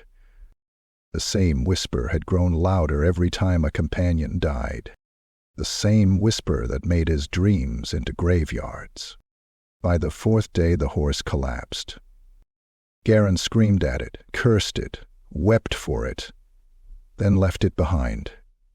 His boots were ruined, feet wrapped in scraps of cloak and hope. Hunger gnawed at him. The last of his rations were gone, tossed aside in a fit of madness when he thought the meat was moving in his hands. He crossed a field of frost-killed wheat, every stalk dead, bent under a sky the color of lead. Birds circled overhead, not crows this time, but vultures. As if even the natural order sensed the tide of death approaching and now fed upon its leavings. His mind began to fray at the edges. He mumbled to himself, saw faces in the trees, heard his name whispered by the wind. He thought of the others, of Halric screaming as the helm fused to his skull, of Marik's hollow chest, ribs curled inward like a dying spider, piece of Jansa's body, still twitching after the axe split her in half. Each memory a nail driven deeper into the coffin of his sanity. It was dusk when he stumbled upon Grunstein. A nothing village, a scattering of shacks, a single cobbled road, a small tavern with no name, and a shrine to Sigmar with more moss than marble. Smoke trickled from 2 chimneys. A windmill turned lazily in the distance, creaking like old bones. The people stared as he entered, not with fear, not yet, with confusion, caution. The traveler was rare, a living one rarer still. He collapsed in the mud before the tavern. A young woman screamed. A man in a butcher's apron ran forward and rolled him onto his back. "Gods, he's burning," he muttered, "and bleeding." His eyes went to the iron shard hanging around Garin's neck. It pulsed faintly. The man drew back, instinctively crossing himself. They carried him inside. He woke hours later in a straw bed, shivering, a damp cloth on his brow. A fire crackled in the hearth. The room smelled of herbs, old sweat, and wood smoke. A woman sat beside the bed, a healer, maybe. Her hands were red with poultice. Her face was lined, but kind. "You're lucky you made it here alive," she said softly. "Roads are death. You know that, don't you?" Garin tried to speak. No words came. She gave him water. He drank like a man dying, because he was. When she asked about the relic, he shook his head. "Deutsch? Touch it." "You're carrying a curse," she whispered. "I've seen sickness before, but this. You stink of the grave. It's on you." He stared at the fire. "He's coming." The healer frowned. "Who?" Garin's mouth twitched into a grin, wild, broken, full of horror. "Krell." The fire cracked. Outside, a sudden gust of wind tore down the street. The tavern sign slammed against the wall. Chickens scattered, howling began from a kennel nearby, and every candle in the healer's hut went out. The woman turned to the window. Her lips moved, trying to form a prayer. Garin sat up, bones screaming. Found me. The healer looked back. How could he? Then they heard it. From the edge of the village, the sound of metal on stone. No horses, no marching army. Just one thing. Heavy. Measured. The wind died. The stars vanished. In the center of Grunstein, the villagers gathered, drawn by instinct and unease. They saw him go, a silhouette at the end of the road, nearly 10 feet tall, cloaked in torn black banners, armor smoldering with runes, eyes like twin furnaces in a skull of iron. And in his hand the axe, black, broad, wet with memory. Krell. Some ran, some screamed, others fell to their knees. In the healer's hut, Garin wept. He gripped the relic to his chest, fingers white. "I'm sorry," he whispered. "I didn't know. I didn't." A scream tore through the village. Then another. And another. Krell had entered Grunstein, and no one was leaving. Not tonight. Not ever. Garin curled into a ball as the air grew thick with ash and heat. He could hear the axe again. It wasn't just cutting. It was singing. Chapter 11. A Town Unprepared. Grunstein was the sort of place the Empire forgot. A village not marked on most maps, tucked into the curve of the river Krell, like a blister on a scarred limb. Its people were simple, hardened by long winters and wolf raids, the kind who didn't ask too many questions and knew when to keep their heads down. But when a half-dead man stumbled in at dusk, wild-eyed and clutching a strange blackened bundle in his arms, they didn't pry. At first, Garin lay on a cot in the back of Mother Annika's apothecary, swaddled in sweat-soaked linen and groaning through his fever. He'd been babbling for hours nonsense about tombs, stolen power, and death walking on armored feet.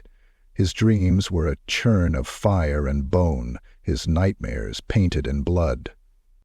Mother Annika was a woman of sharp eyes and calloused hands, not easily rattled.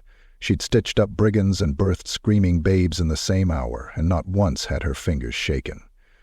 But Garin's wound, that infection running up from where the relic chain had bitten into his neck, refused to heal.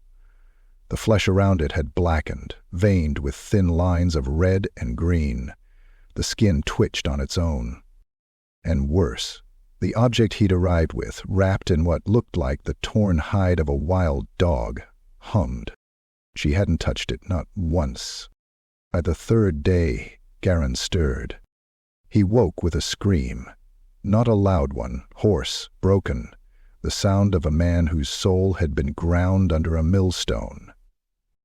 "Easy, lad," Annika muttered, pressing a wet cloth to his head. "You're safe here." His eyes flicked open, red-rimmed, wild. "No one's safe," he whispered. "Not while it exists. He knows where it is." He sat up, wincing, and shoved the cloth away. Where is it?" Annika nodded toward the table, where the wrapped bundle sat untouched. Garin scrambled from the bed like a beast, lunging for it. He clutched the bundle to his chest like a child clinging to a stuffed toy. Annika backed away. "That thing's cursed. I felt it from the moment you crossed the threshold. What is it?" He hesitated. Then, a helm. It belonged to a warlord. Undead. His name was Krell. The moment he said it, the air seemed to drop a few degrees. Later that day, Garin limped down the muddy streets of Grunstein, clutching the helm beneath his cloak. He didn't care about hiding it anymore. His mind had begun to crack like thin ice. Sleep brought visions of death, cities burning, children screaming, forests filled with crucified corpses, and fields plowed with bones. If he could sell it, pawn it, maybe he could rid himself of it. Maybe he could buy passage, bribe a witch hunter, burn the damn thing properly. The village square was quiet, save for the clanging of hammers from the blacksmith's hut and the clucking of fat hens by the well. He passed a few farmers who gave him wary glances. Word of the fevered stranger had begun to spread. At the far end of the square, beneath a crooked sign reading Turnix Curiosities, Garrett entered a cramped little shop filled with broken armor, half-rotted books, and cheap silver trinkets meant to ward off demons. Turnix, the shopkeeper, was a squat, balding man with round spectacles and ink-stained fingers. "I'm looking to sell," Garin rasped. Turnix squinted. "What have you got?" Garin placed the bundle on the counter and unwrapped it slowly. The helm glistened even in the low light, blackened steel crowned with spikes, its eye sockets hollow and deep, its surface marked with chaos runes, long faded but unmistakable. It reeked of cold earth, blood, and the grave. Turnix didn't move. His lips parted slightly, as if to speak, but no words came.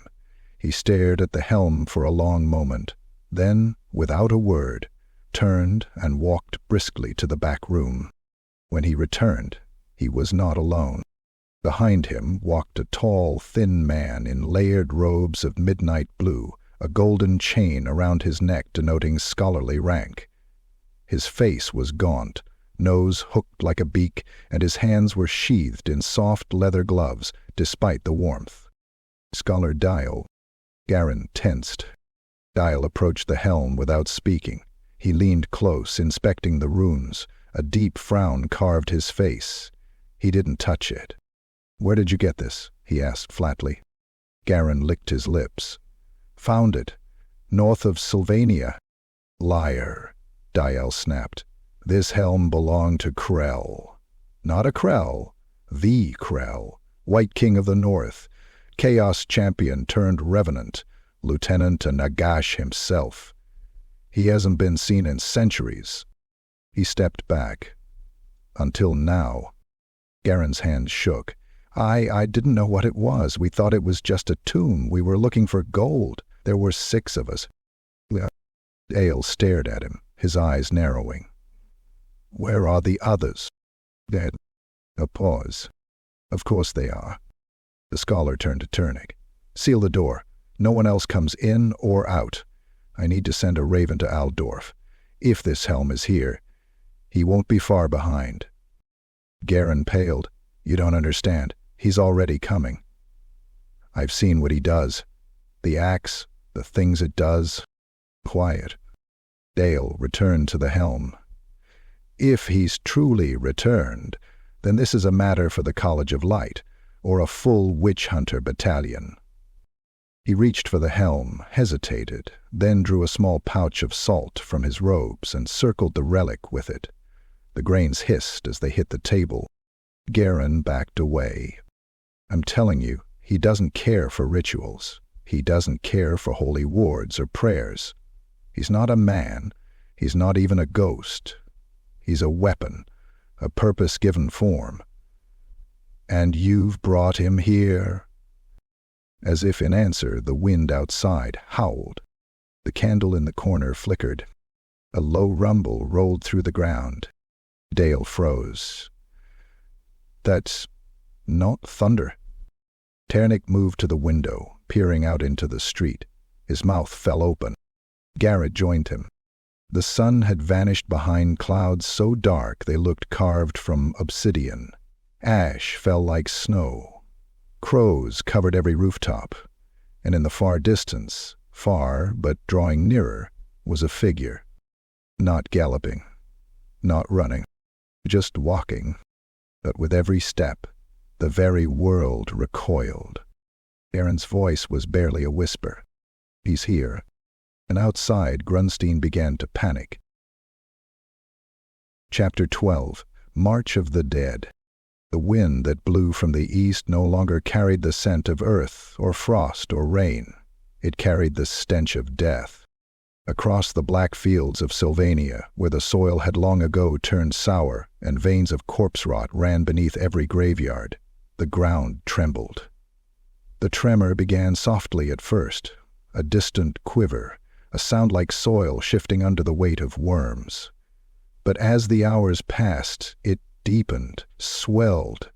became a rhythm, steady, unrelenting, a heartbeat born of the grave itself. And from the catacombs, beneath the withered hills, the heartbeat found its master. Krell moved. Each step sank inches deep into the damp loam, crushing the roots that slithered beneath. The armor that encased his ancient frame was a patchwork of blackened plates and scorched iron, sealed by age and vengeance. It did not shine. It drank the light. The blood runes carved across his pauldrons pulsed faintly with necrotic fire, and from the seams of the armor drifted thin wisps of shadow, like smoke escaping from a forge that had never cooled. Around him, the dead stirred. At first it was the low-born things, skeletal hands breaking the surface of the earth, yellow bones clawing upward, dragging fragments of their coffins with them. Corpses long mummified in dry graves snapped awake as invisible cords drew their limbs together once more. The wind howled through their rib cages, making a sound like the moaning of 1,000 lost souls. Crows scattered from the trees as the first dead rose. And then the next, and the next. Soon the horizon itself began to move, thousands upon thousands of corpses climbing free from their holes, shaking off the centuries of soil that bound them. Grave markers toppled. Tombstones cracked. Coffins burst open like eggs splitting under pressure, all answering the call of their Wight King. Krell raised his axe. The weapon was not a simple tool of death, it was an extension of his will. The metal hummed with a deep, unending hunger, and every time the blade shifted, it left a faint afterthream of red flame in the air. He lifted it high, and the sound that followed was not a war cry, but a command. The world shuddered. All across Sylvania, the graves responded. In the ruined temple of Mor, near Essen, the corpses of the priests clawed their way out of their mausoleums, eyes burning with dim, hateful light. In the valley of the Stir, drowned soldiers, those long since forgotten, chained to the riverbed by their own rusted armor, shook off the silt of centuries and walked along the water's edge, weapons still clutched in skeletal fists. In the long-abandoned town of Nachthafen, the church bell rang on its own for the first time in 100 years. The townsfolk, long buried in mass graves after the Black Plague, rose again in silence, their skin leathery, their mouths open in noiseless screams. Each of them turned east. Each of them began to march. The host swelled as it traveled. There were no banners, no horns, no war drummings, just the endless rhythm of bones striking mud and armor grinding against armor. Their pace was slow, painfully slow but unstoppable, a tide that no mortal force could hope to withstand. They passed through forests where trees twisted away from their presence, bark cracking from the cold that followed them. Birds fell dead from the branches, their bodies blackening mid-air. Streams froze solid in seconds. And still more rose, whites in rusted plate. Their once noble heraldry faded to smears of ash. Skeletons carrying pitted halberds, their bones wrapped in remnants of banner cloth. Ghouls scuttled along the flanks, chittering and gnawing at the marrow of those who had only half risen. In the center of it all, Krell walked. His stride never faltered, his steps deliberate, inexorable. The relics he had reclaimed burned faintly against his armor, each one a soul hanker, his helm upon his skull, his axe in hand, his dagger and medallion hanging from his belt. Every artifact a vessel of memory, binding him tighter to the will of his master. Above him, the clouds swirled. Lightning flickered, not white or gold, but sickly green. Every strike split the sky like open flesh, revealing glimpses of black light within. It was not storm. It was summoning. For 3 nights and 3 days, Krell marched westward.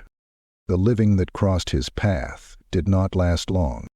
At the hamlet of Durenfeld, a band of militiamen, barely 20 strong, made their stand on a bridge of old stone. They fired crossbows into the tide of corpses, the bolts vanishing into the mass like rain striking the ocean. When the undead reached them, there was no battle. The first to fall had his head ripped clean from his shoulders, his body trampled into paste beneath rusted boots. The second tried to run, only to be impaled through the gut by a spear carried by a child's skeleton. Within moments, the screams stopped. When the tide passed, the bridge stood slick with blood and silence.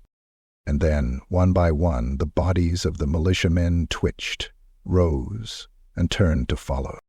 The army grew. By the time Krell reached the foothills beyond the Sturhugel, the dead numbered in the tens of thousands. They came from every direction, peasants, knights, priests, even the carcasses of beasts. Wolves with their skulls split open, bears stripped to sinew and bone. The wind carried the low drone of their movement across the land, a ceaseless dirge that blanketed Sylvania. Farmers fled west, screaming of pale armies walking under a moonless sky. Refugees clogged the roads to Null and Altdorf.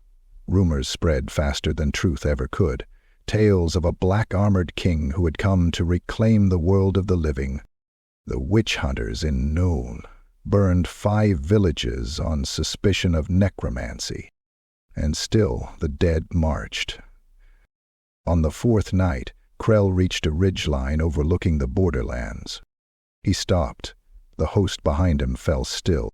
For a long moment, there was only the whisper of the wind across endless miles of corpses. Then Krell raised his axe again. Its edge caught the faint light of Morrisleep, the green moon hanging swollen in the sky. The glow reflected in his burning eyes as he spoke, not aloud, but through the weave of death itself. His voice carried on the wind through grave and soil and soul. Rise. The word echoed for miles. And the world obeyed. From the valleys and battlefields, from crypts and family vaults, from nameless pits where plague victims lay forgotten, came the sound of shattering stone and splitting wood. The earth itself seemed to exhale rot. In that moment, the Empire's border became a moving wall of bone and flesh, an ocean of the dead stretching from horizon to horizon. And at its head walked the Wight King, unhurried, unbending, unstoppable. The crows that followed him blackened the sky until the sun vanished completely. By dawn, Sylvania was gone. What remained was his kingdom, and Krell's march had only just begun. Chapter 13. The Witch Hunter's Warning. The bells of Grunstein tolled that morning, once, twice, and then fell silent, as though the iron tongues themselves dared not speak the name of what approached. The air was heavy, thick with mist and the faint stench of decay that crept in from the east. The villagers moved like ghosts between their cottages, whispering to one another in tones too soft to carry. Even the crows had gone quiet. When the rider appeared on the horizon, cutting through the fog like a wound through flesh, the watchman thought for a moment that death itself had come astride a horse of smoke. His wide-brimmed hat, soaked in dew, shadowed his face. His cloak was the color of midnight, tattered and scorched at the edges. The horse beneath him was gaunt but proud, its breath a fog of steam, its breath a fog of steam. On his chest glinted a tarnished sigil, the twin-tailed comet of Sigmar, etched in silver and dulled by ash. The witch hunter had come to Grunstein. His name was Jonas Eckhart, though he would not speak it until later. To the people of the Empire he was one of the Emperor's dogs, a man who sniffed out heresy, necromancy, and witchcraft with the zeal of a starving wolf. To those who knew better, he was a grave walker, a killer of monsters whose eyes had seen too much of the world's rot and no longer knew the difference between the living and the damned. He rode into Grunstein without a word, his boots hitting the ground with a sound like a coffin lid slamming shut. The few souls who dared meet his gaze flinched. There was no warmth in that stare. only the grim patience of a man who had spent his life wading through humanity's filth and found nothing worth saving. He made straight for the tavern, the Broken Plough, a sagging wooden carcass that smelled of mold, blood, and old ale. Inside, the fire was low and the patrons fewer than a dozen, all hunched around their mugs as though drink could drown out the dread creeping in through the walls. The witch hunter entered like a storm cloud.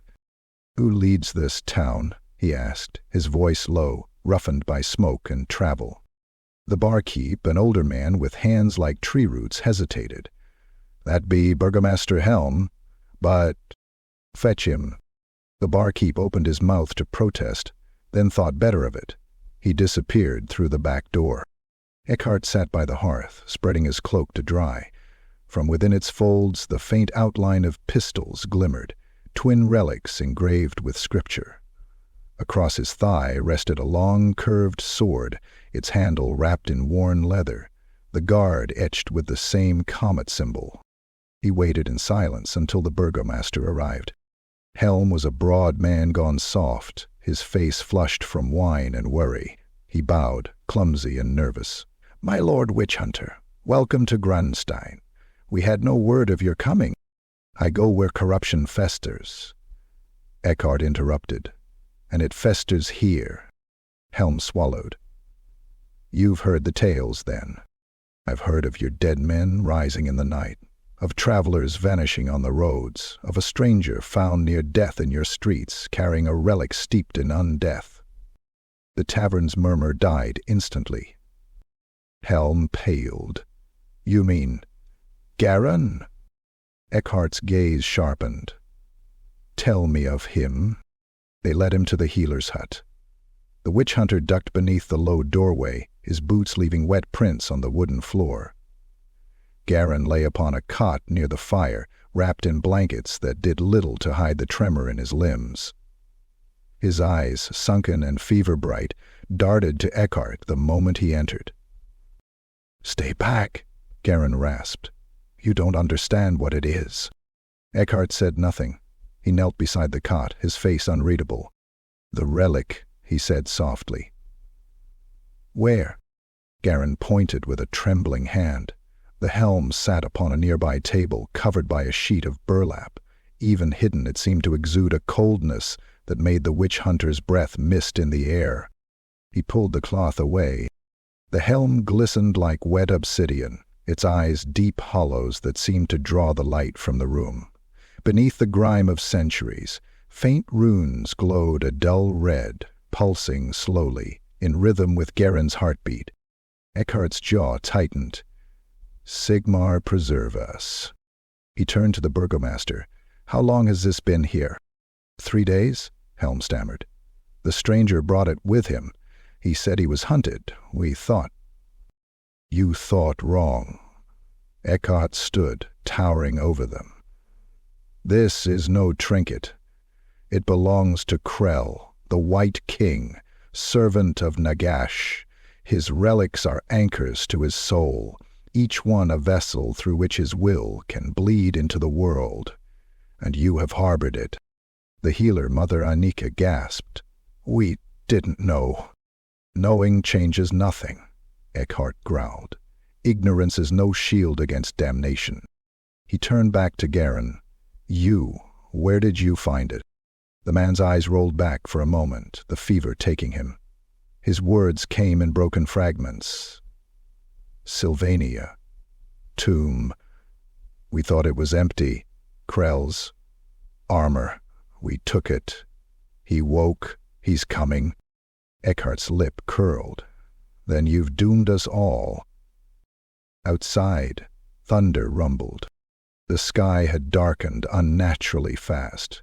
The clouds that gathered over Grunstein were too thick, too black, their undersides glowing faintly green. A wind rose, carrying the smell of wet earth and old blood. The villages began to murmur. Dogs barked, then fell silent. Eckhart stepped out into the square. "Listen to me," he called, his voice cutting through the growing wind. "You've brought a curse upon this place. That relic must be destroyed, buried, burned, sealed in holy ground. The townsfolk stared, wide-eyed. One man, a smith with soot still on his hands, shouted back, "We've done nothing. Why should we suffer for this stranger's sin?" "Because corruption spreads," Eckhart snarled. "It does not ask permission to consume you." He drew one of his pistols, the barrel gleaming in the half-light. "By order of the Empire and the grace of Sigmar, I declare this town under purgation until the relic is cleansed. Any man who hinders me will burn beside it." Gasps and cries rippled through the crowd. Helm tried to speak, but his voice failed him. From behind them, a sound broke the tension. A scream. They turned toward the eastern road. A farmer stumbled into view, his face pale, his clothes drenched in blood. He fell to his knees, clutching his chest. They're coming," he gasped. "The dead, marching from the woods. Hundreds, no, thousands." The villagers surged toward the churchyard wall, climbing for a better view. And then they saw it. The tree line shuddered as if alive. Mist poured through the branches, thick and fetid. Shapes moved within it, shambling, skeletal silhouettes, their armor rusted but their eyes burning with corpse fire. The sound followed, the grinding of bone, the wet slap of flesh, the metallic rhythm of countless feet striking the mud in unison. Eckhart's hand went to his sword. "Helm," he said coldly, "gather your men, lock the gates. Every soul who can hold a blade must stand ready. Grunstein will not flee." The burgomaster gaped. "You mean to fight them?" "There's no running from a tide, fool." The witch-hunter's gaze drifted eastward, toward the unseen figure that led the army. He could feel the will behind it, vast and cold as the grave. "Krell comes for what's his." He turned to Garin, who had stumbled from the hut, clutching the relic to his chest once more. "You brought this upon us," Eckhart hissed. "If you wish to live long enough to die a man, then help me end it." Garin's voice broke. "You can't end it. You don't kill Krell." Eckhart drew his second pistol, the barrel inscribed with prayers that shimmered faintly in the darkness. "Then I'll damn him back to the pit." As the storm gathered, the bells of Grunstein rang again. This time it was not for warning. It was a dirge. The witch-hunter stood at the gate, cloak snapping in the wind, pistols in hand, as the first wave of the dead emerged from the trees, hollow-eyed, jawless, dragging rusted blades and banners torn from forgotten wars. Above them, on a hill that split the horizon, the Wight King himself appeared. Krell raised his axe, and the dead began to march. Chapter 14. Barricades and Betrayals. Grunstein had been a quiet village of shepherds, millers, and fishmongers. Now it was a trembling carcass of timber and stone girded for war, a war it was never meant to survive. By nightfall, the horizon had gone black with the approaching dead. The fog they brought rolled over the hills like a sea of choking ash. Torchlight flickered in windows as the village prepared for what the elders called the long night. No one spoke the name Krell aloud anymore. It clung to the throat like a splintered bone, too foul to spit out, too jagged to swallow. Witch-hunter Jonas Eckhart moved through the village like a blade through meat, barking orders, pointing with his sabatons, dragging the reluctant into action by the scruff of their collars. "Bar the windows, reinforce the doors, dig fire pits here and here," he said, jabbing the pommel of his pistol into the dirt. "If they breach the walls, fall back to the chapel. The flame of Sigmar may yet hold them at bay." Wood was hastily chopped and nailed into makeshift barricades. Wagons were overturned and packed with sodden hay to delay the tide. What little oil the village had was poured into glass bottles to be turned into fire bombs, most of which would likely explode in their bearers' hands. Children were sent to the cellar of the tavern. The elderly were carried to the chapel. There were no tears left, just silence prayer, and the clatter of hands working with the urgency of the condemned. Inside the town hall, a different battle raged.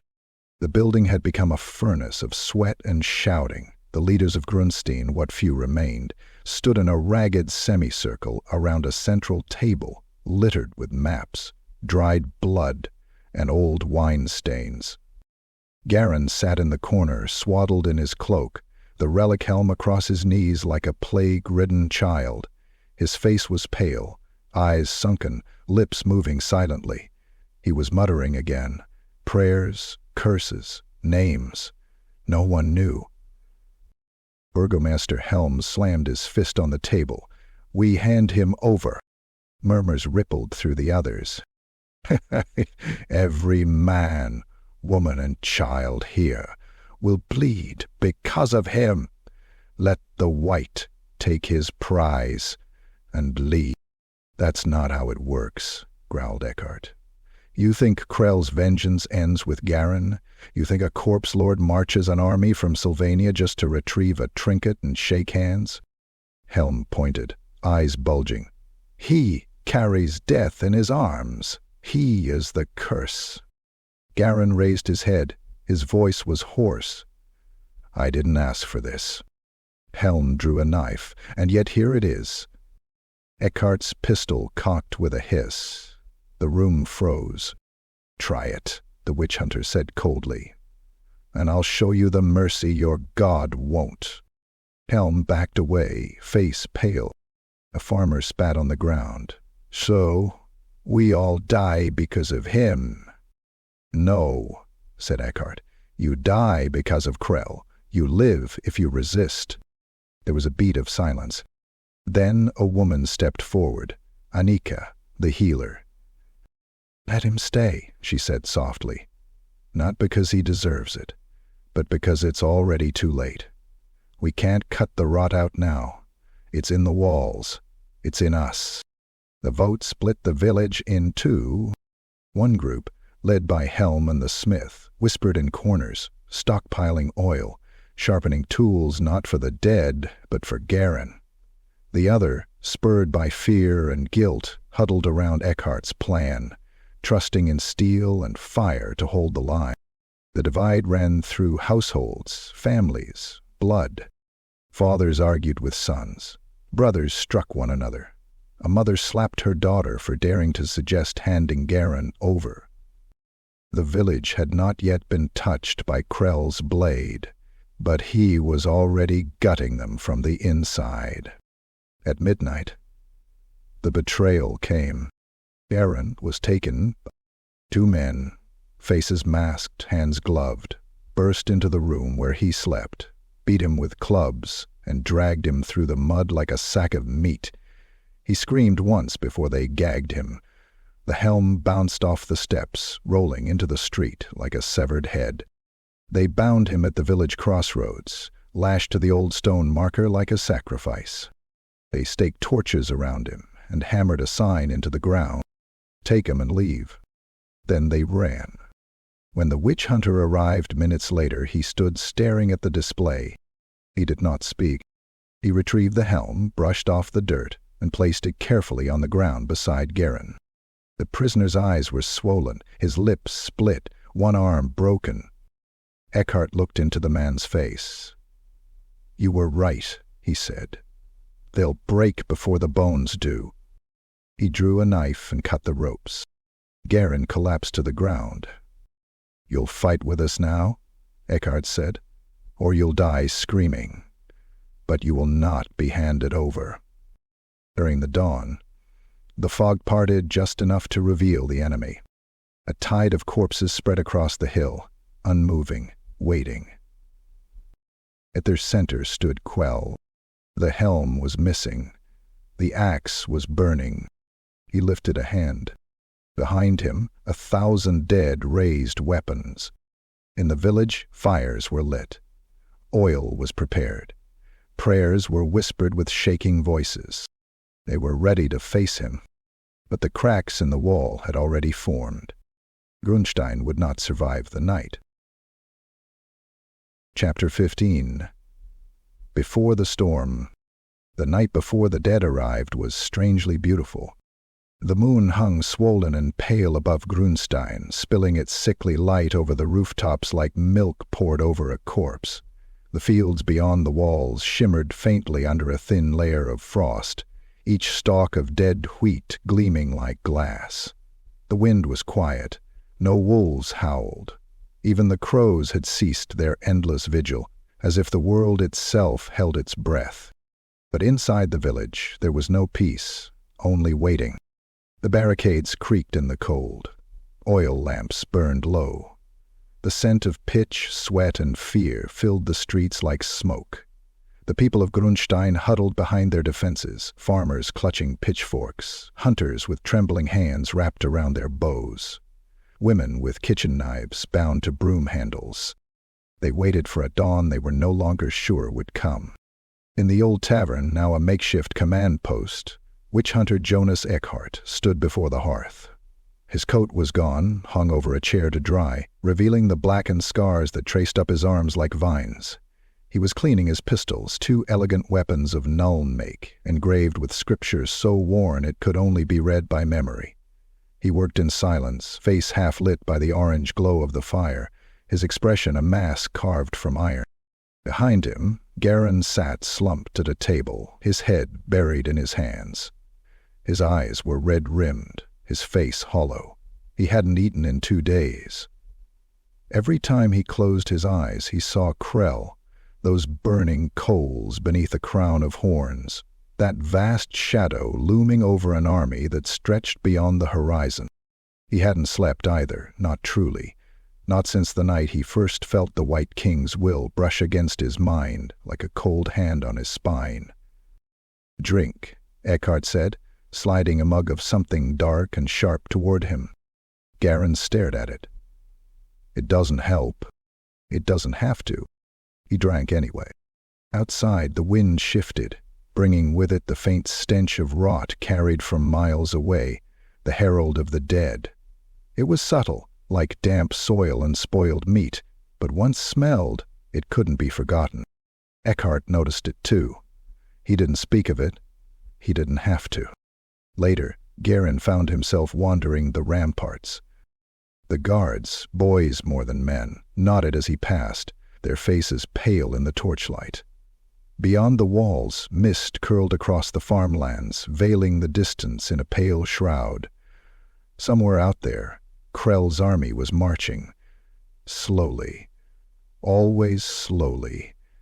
Each day the scouts saw it draw closer, a black stain crawling across the land, swallowing fields and roads and villages. He leaned against the wooden palisade, breathing shallowly. His hands shook. He had thought about running. Again. When he'd first arrived in Grunstein, flight had been all he knew. He'd fled Sylvania, fled Mordrin, fled every corpse and ruin Krell had left in his wake. But now the world itself seemed smaller. There was nowhere left to go. And worse, he could feel it. Every mile Krell closed between them was a tightening rope around his soul. Every heartbeat drew him nearer. The relics bound them, linked them like a hunter and his scent. And Garin could feel it inside his chest, a cold pulse answering Krell's own, like a second heart made of stone. He closed his eyes. Sleep came not with rest, but with surrender. The dream took him again. He stood in a field of skulls beneath a black sky. The wind howled like a dying choir, carrying the scent of ashes. Before him rose a throne of bones that scraped the heavens, and upon it sat Krell. The Wight King's armor burned with inner fire. His eyes were pits of red sun.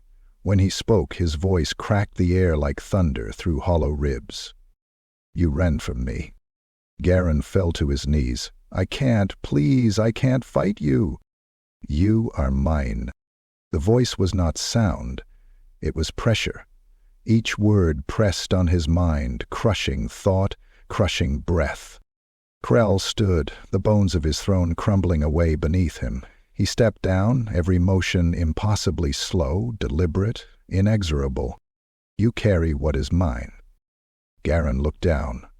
The helm was in his hands again, heavier than stone. Its eyes glowed faintly, twin sparks of crimson. He tried to throw it away. His arms refused to move. Krell reached out a hand, fingers curling like hooks. "There is no fleeing death." Garin screamed. He woke on the rampart, drenched in sweat, clutching at his chest. His breath came in ragged gasps. The sky above was breaking, gray fingers of dawn pushing through the clouds. For a moment he thought it had only been a dream. Then he heard it. A low, distant rumble. Not thunder. Drops. By mid-morning, the air had grown colder. The fog thickened until the fields beyond the village were nothing but shifting gray. The townsfolk worked with frantic hands, stacking barrels, hammering nails, whispering prayers to gods who were deaf to Sylvania's borders. Ekkar moved among them like a shepherd among doomed sheep. He barked orders, offered curses instead of comfort, and forced men to work until their hands bled. "Walls won't stop them," Garin muttered, watching from the well. "They'll slow them," Eckhart replied. "Long enough to buy you time." "Time for what?" "To see what faith is worth." Darren looked away. He could still feel Krell in his mind, closer now, clearer. The Wight King did not need sight or scent, he knew.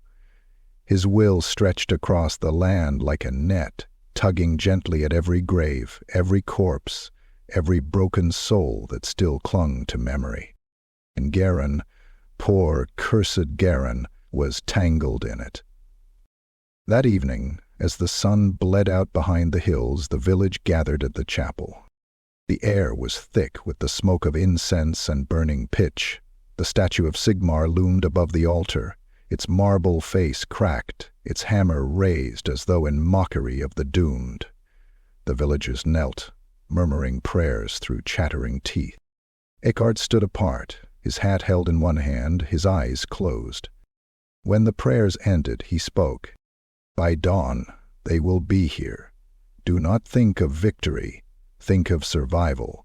Burn what you must, spare no corpse. No matter how much they look like your kin, if they rise, cut them down." His gaze swept the crowd. "There will be no mercy, not from them and not from me." A silence followed, deep and absolute.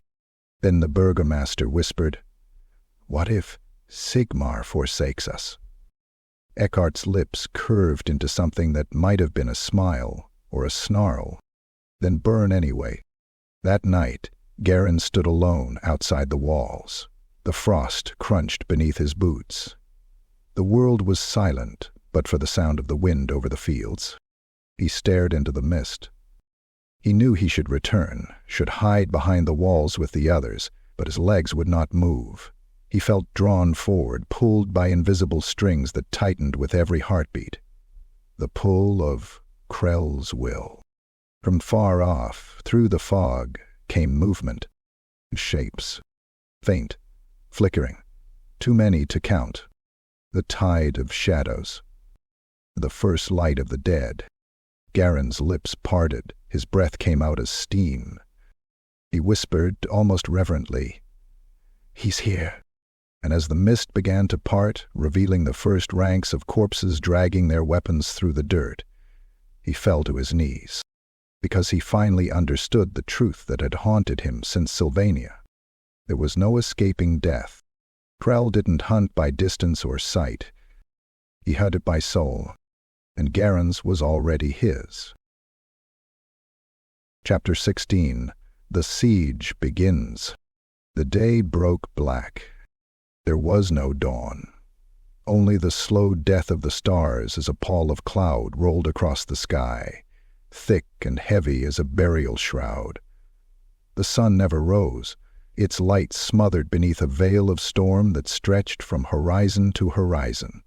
The air hung still and cold, tasting of ash and grave dust. Then came the sound. At first it was faint, a low, irregular drumming like distant thunder beneath the earth. But as the hours passed, it grew, deepened, multiplied until the ground itself seemed to breathe. Windows rattled, water rippled in the troughs. Somewhere beyond the walls of Grunstein, 1,000 feet struck the frozen soil in perfect rhythm. The dead had come. From the eastern ridge they appeared, cresting the hills like a living tide. The fog parted to reveal a field of bodies, rank upon rank of skeletons, armored in rusted mail, carrying spears and shields blackened with age. Behind them came the ghouls, pale and feral, crawling on all fours through the mud, their mouths split into hungry grins. Wights rode on skeletal horses draped in decayed barding, their eyes burning with corpse fire. And at the center of that endless host, towering above all others, was Krell, the Wight King. He walked at the head of his army, his armor aflame with unholy energy. The axe in his hand pulsed like a living thing, its edge dripping with ghostlight. Each step he took left frost and rot in its wake. The banner above him bore no sigil, only the black symbol of Nagash, etched in shadow. The sight froze the blood of every man who stood on Grunstein's walls. Witch hunter Jonas Eckhart stood among them, his coat snapping in the wind, his pistols holstered and his blade at his hip. His eyes narrowed as the host halted just beyond bowshot. "Sigmar, preserve us," someone whispered. Eckhart didn't answer. He'd seen undead before, necromancers' slaves, shambling corpses risen from shallow graves, but never this. This was no mindless horde. This was an army, disciplined, silent, eternal, and at its heart stood death made flesh. The first arrow flew at midday, a single shot loosed by a trembling archer who could no longer bear the waiting. The arrow vanished into the fog, striking some unseen target with a hollow clatter. Then the army moved. The dead advanced in utter silence. No war cries, no drums, only the steady rhythmic march of bones on stone and the scrape of weapons dragged through the frost. "Hold!" Eckhart barked. "Hold your fire until I say—" The men obeyed, knuckles white on their bows and muskets.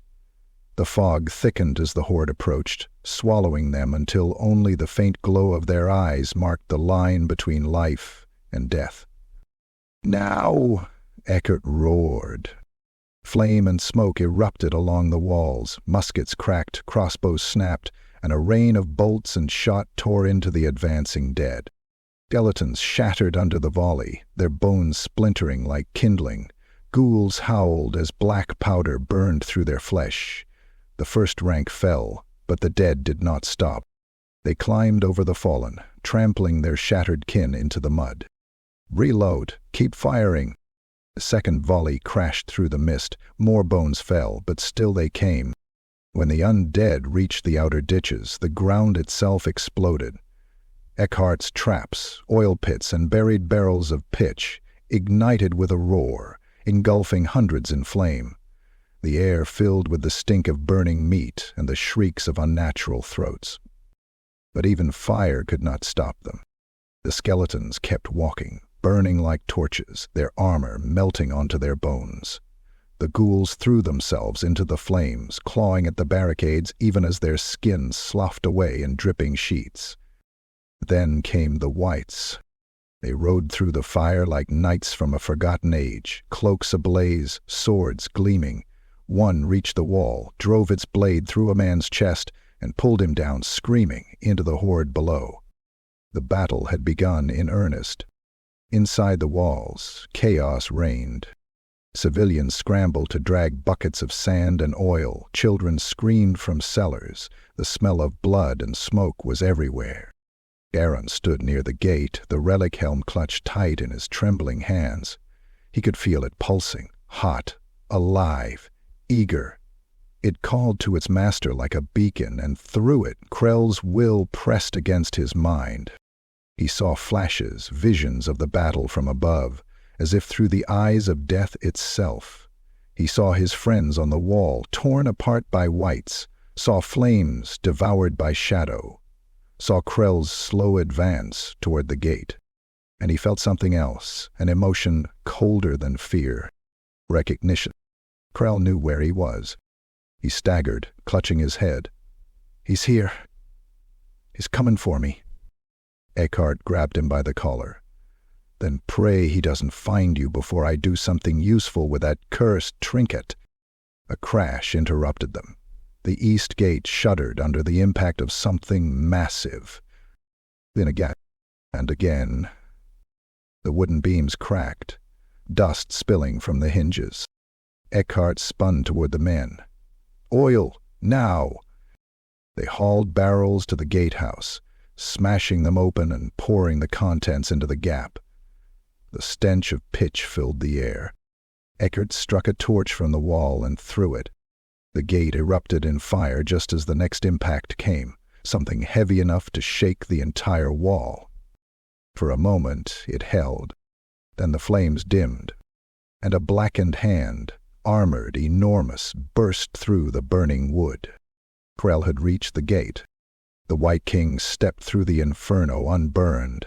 His armor steamed with heat, runes glowing molten red. In his hand the axe howled, 1,000 screaming souls bound to its edge. The men near the gate broke. Some fled. Others froze where they stood, their minds cracking under the weight of his presence. Krell's gaze swept the courtyard and fixed on Garen. The helm pulsed violently, almost leaping from his hands.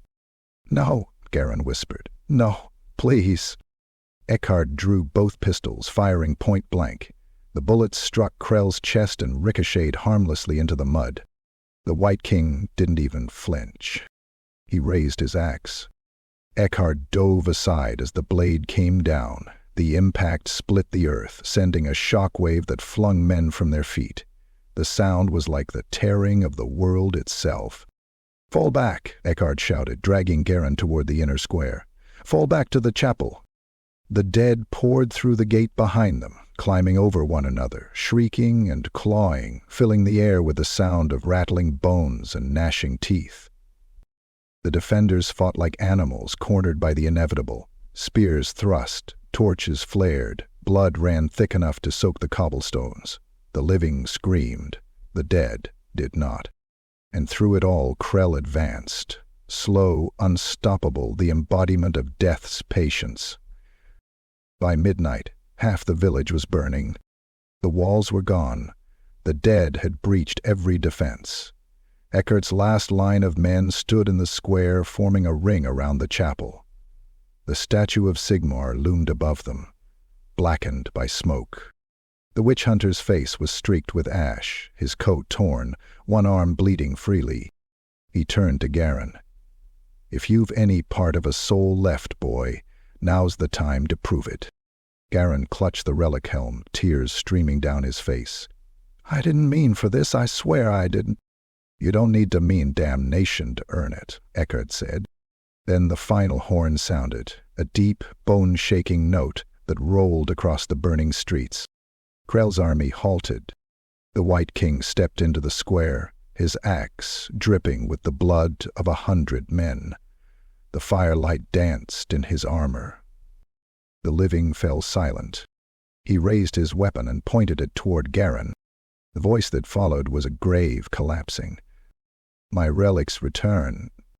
And as the first snow of winter began to fall over Grunstein, the dead marched once more, this time through fire and flesh alike.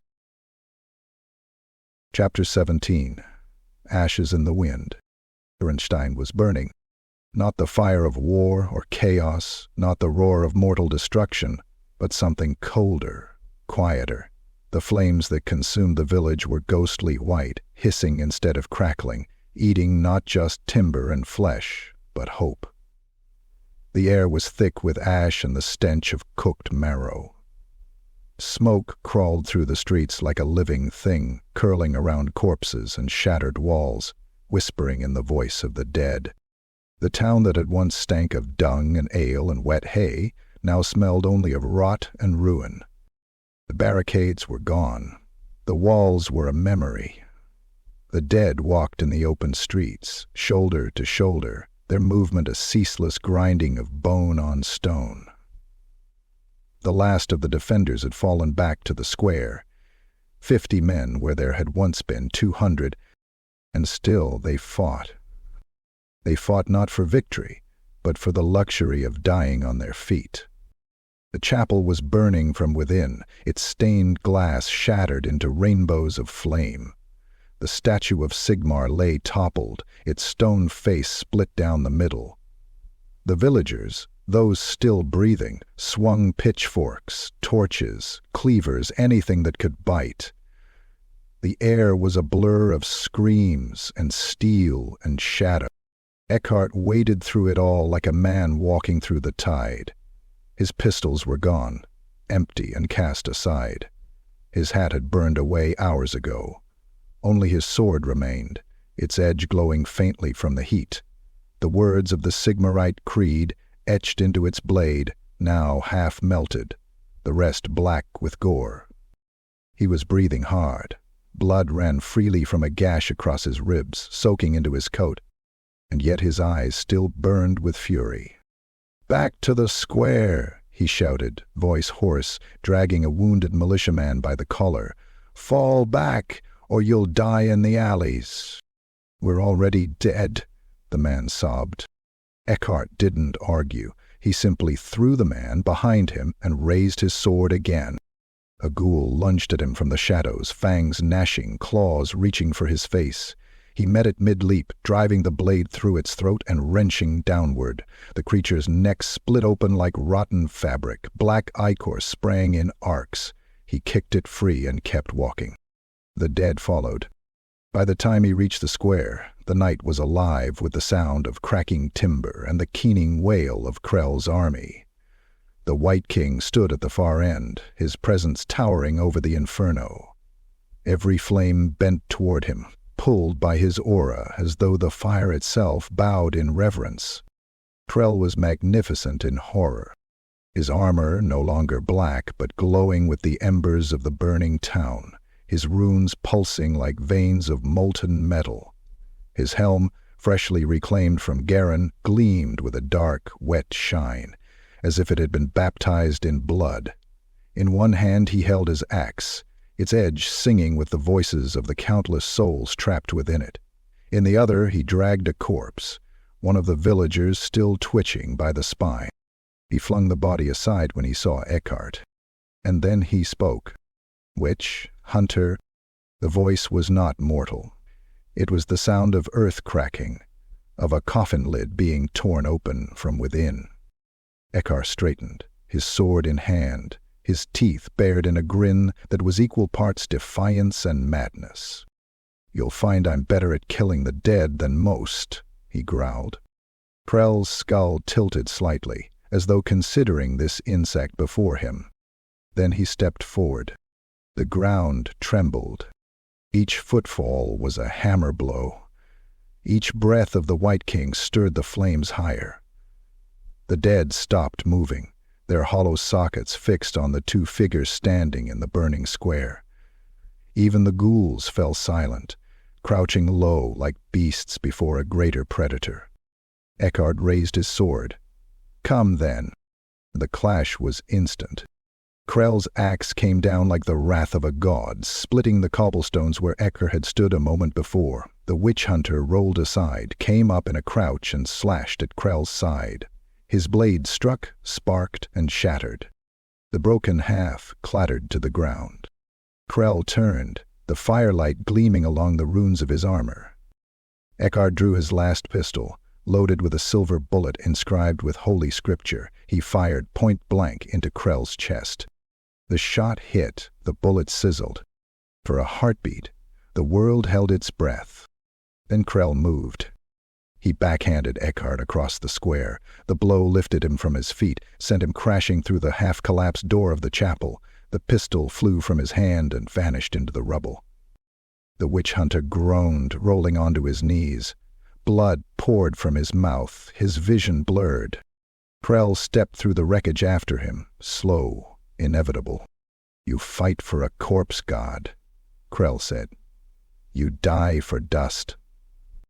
Eckhart spat blood onto the stone. "Better dust than what you serve." He reached into his coat, fumbling until his fingers found a flask, the last of his blessed oil. He tore the cap off with his teeth and poured it over his sword's broken hilt. Then, with a snarl, he struck flint to steel. The blade burst into flame. The witch hunter roared and charged. The two collided like worlds colliding. Eckhart swung with everything he had left, slashing and thrusting in a storm of sparks and fire. The flames danced along Krell's armor, scorching but never penetrating. The Wight King swung once, twice, his axe cleaving the air in great arcs that split pillars and shattered pews. Eckhart ducked one blow, rolled beneath another, and drove the burning blade into Krell's side. The impact sent up a scream, 1,000 voices wailing at once. The smell of burning rot filled the chapel. Krell staggered, just barely, his gaze flicking down to the wound. Then he seized Eckhart by the throat. The witch hunter struggled, choking, as Krell lifted him effortlessly into the air. "Deal with it." "Your fire dies," the Wight King rumbled. He slammed Eckhart against the altar. The stone cracked. Eckhart gasped, his fingers fumbling for his final weapon, a dagger etched with runes of purgation. He thrust it upward, burying it in Krell's chest. The blade sank deep. Krell did not even flinch. Instead, he leaned close, his skull inches from the man's face. "So does your god." Then the axe came down. The sound was obscene. The blade split Eckhart from shoulder to hip, severing flesh, bone, and faith alike. His blood sprayed across the altar, sizzling as it met the burning oil. The witch hunter's body fell in 2 pieces, his eyes still open, his lips still twisted in defiance. Krell stood over the corpse for a long moment. Then he reached down, tore the man's head free, and lifted it toward the flames. The skull caught fire instantly, burning with a light that was not holy but hateful, a mockery of divine flame. Krell turned toward the door, holding the burning head aloft for his army to see. The dead howled. Outside, the remaining defenders broke. Some fled into the burning streets, only to be dragged down by ghouls. Others fell to their knees, their minds snapping. The square became a slaughterhouse. Aaron watched it all from behind the ruins of a wagon, trembling, the relic helm still clutched to his chest. The heat seared his skin. The screams filled his ears. And yet he could not move. He saw Krell step from the chapel, the witch hunter's burning head still in his grasp. The Wight King raised it high. Ash swirled through the air like snow, carried by the rising heat. And beneath that storm of death, Garen finally understood what Krell truly was. Not a man, not a warrior, but a storm-given flesh. He was inevitability. The dead fell silent as Krell dropped Eckhart's head into the fire. The flames turned black, and Grunstein, once a village of the living, became a monument to the dead. Its streets choked with corpses, its sky veiled in ash, and its last prayers carried away on the wind. Chapter 18. The Last Stand. The air in the ruined square was thick with ash and the tang of blood. Fires licked at collapsed roofs, sending shadows dancing like phantoms across the broken cobblestones. The moon hung low and red, a bruised eye witnessing a world in its death throes. Amid the ruins stood Garen, gaunt and trembling, the helm of Krell cradled in his arms. He put it on. The metal cooled instantly, cold as the grave, yet alive with energy. The spikes crowned his head like wicked thorns, and the hollow eye sockets seemed to burn with a fire of their own. His cloak was torn and dirty, his boots caked in dried mud and blood. But now, in the flickering light of the burning village, he looked more than a man. He looked marked, bound. He raised his hand, echoing the pose of the armor's ancient master, and shouted, though the sound came out cracked and raw. "I will end this," he cried, voice shaking but fierce. "I will stop you, Krell." The stillness answered him. From the smoldering perimeter a figure emerged. Slow. Measured. Cloaked in black iron that drank the firelight, its edges bleeding shadow. Its helm bore the same horns. Its eyes glowed coal red. The axe in its hand was vast, two-headed, serrated, impossibly heavy. "When you wear my helm," the voice came, not from lips but from the air. It rolled across the square like thunder under deep snow. "You bear my relic. You tread my realm. Know this, there is no mercy, only death." Garen's knees buckled. He clutched the helm tighter, the metal biting into his scalp, his face pale and desperate. The villagers behind him screamed. Some ran, some collapsed, some held weapons, trembling in hands that had never struck a living foe. The witch hunter lay sprawled beneath two broken beams, barely conscious, his sword shattered and his faith run to mud. Krell took a step.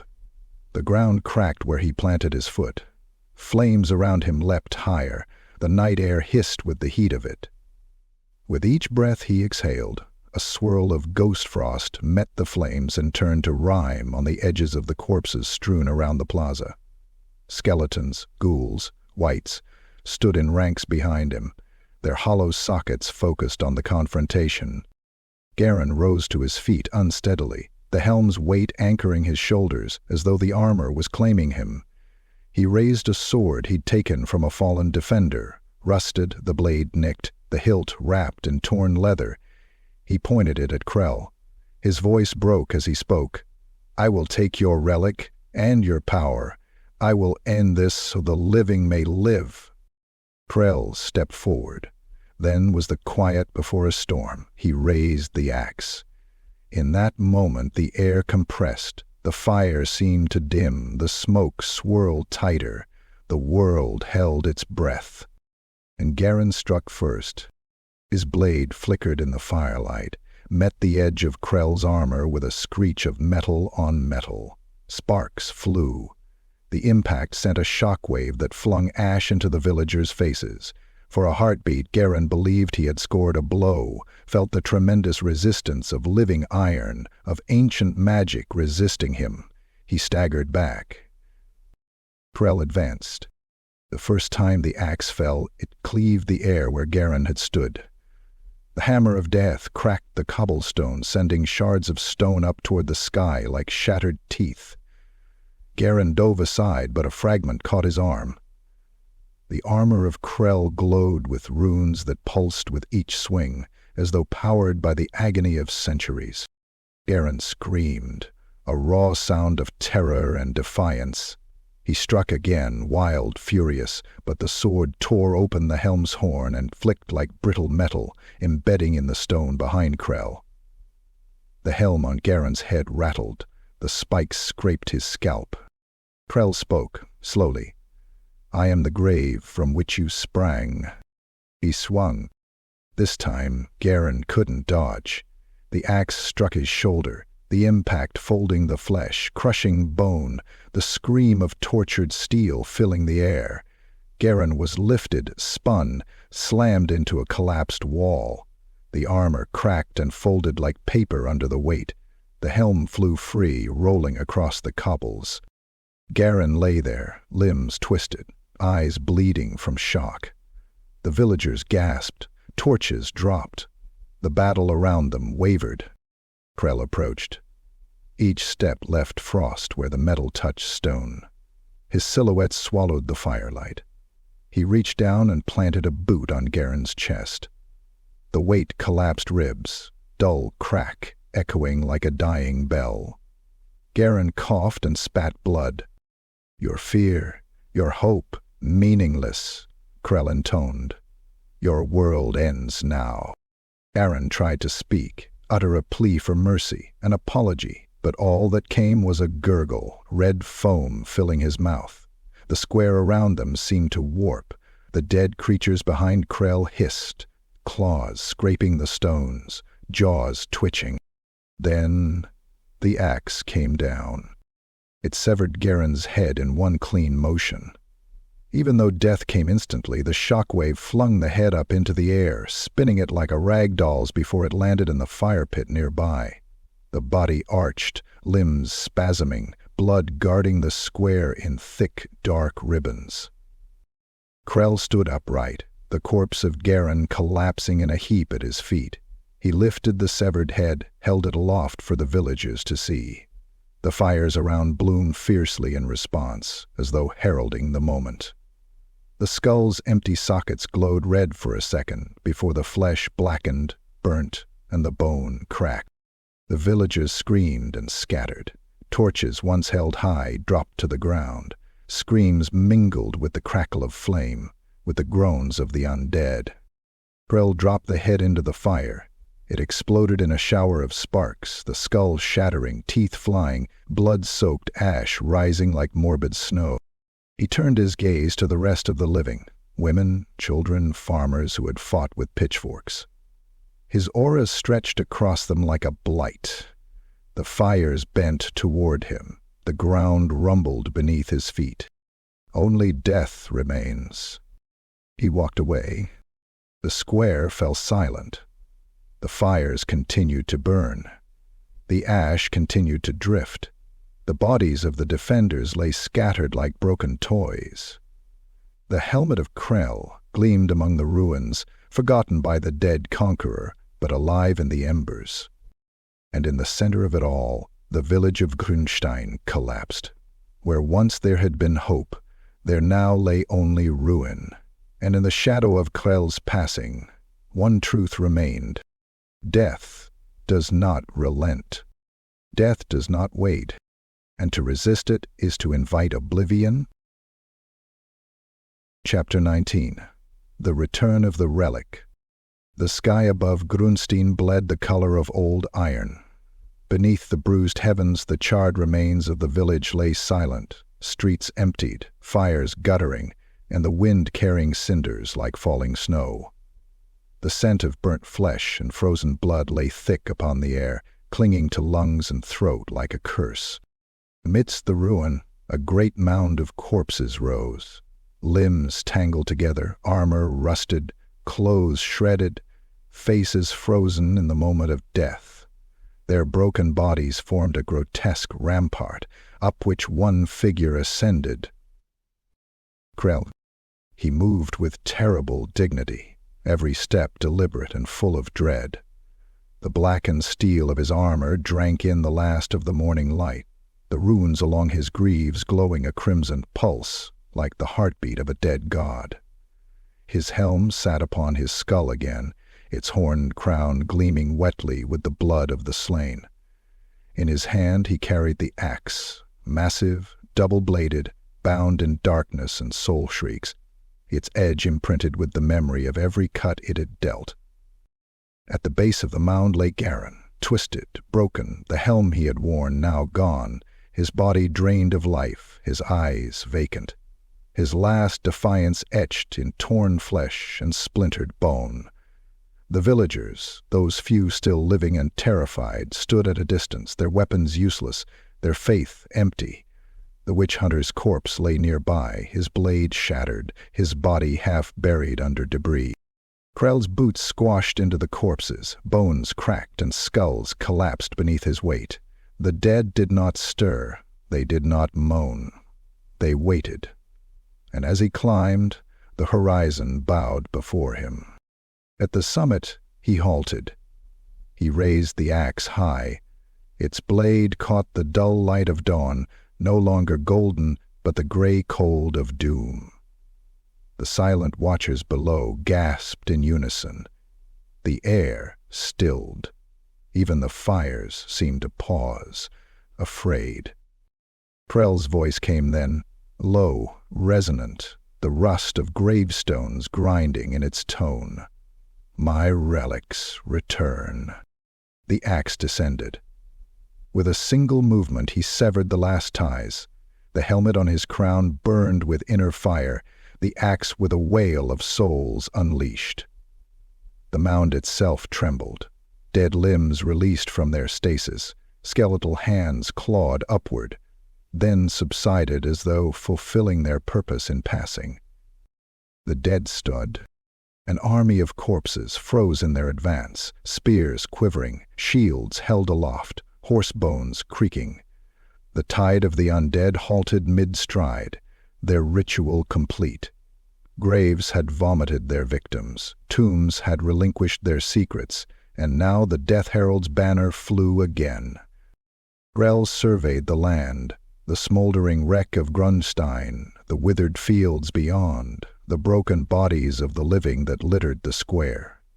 He raised the axe, the blade emitting a pulse of black flame, sending ash into the air like snow. Let the living remember. From the mound he leapt. The corpses gave way with a crash. The impact sent a wave of bone and soil cascading downward, burying the fallen yet again. He landed in the street. He walked through the wreck and the ruin, each step forging the silence of the newly damned. The villagers watched, paralyzed by fear. Mothers clutched children, men dropped their weapons.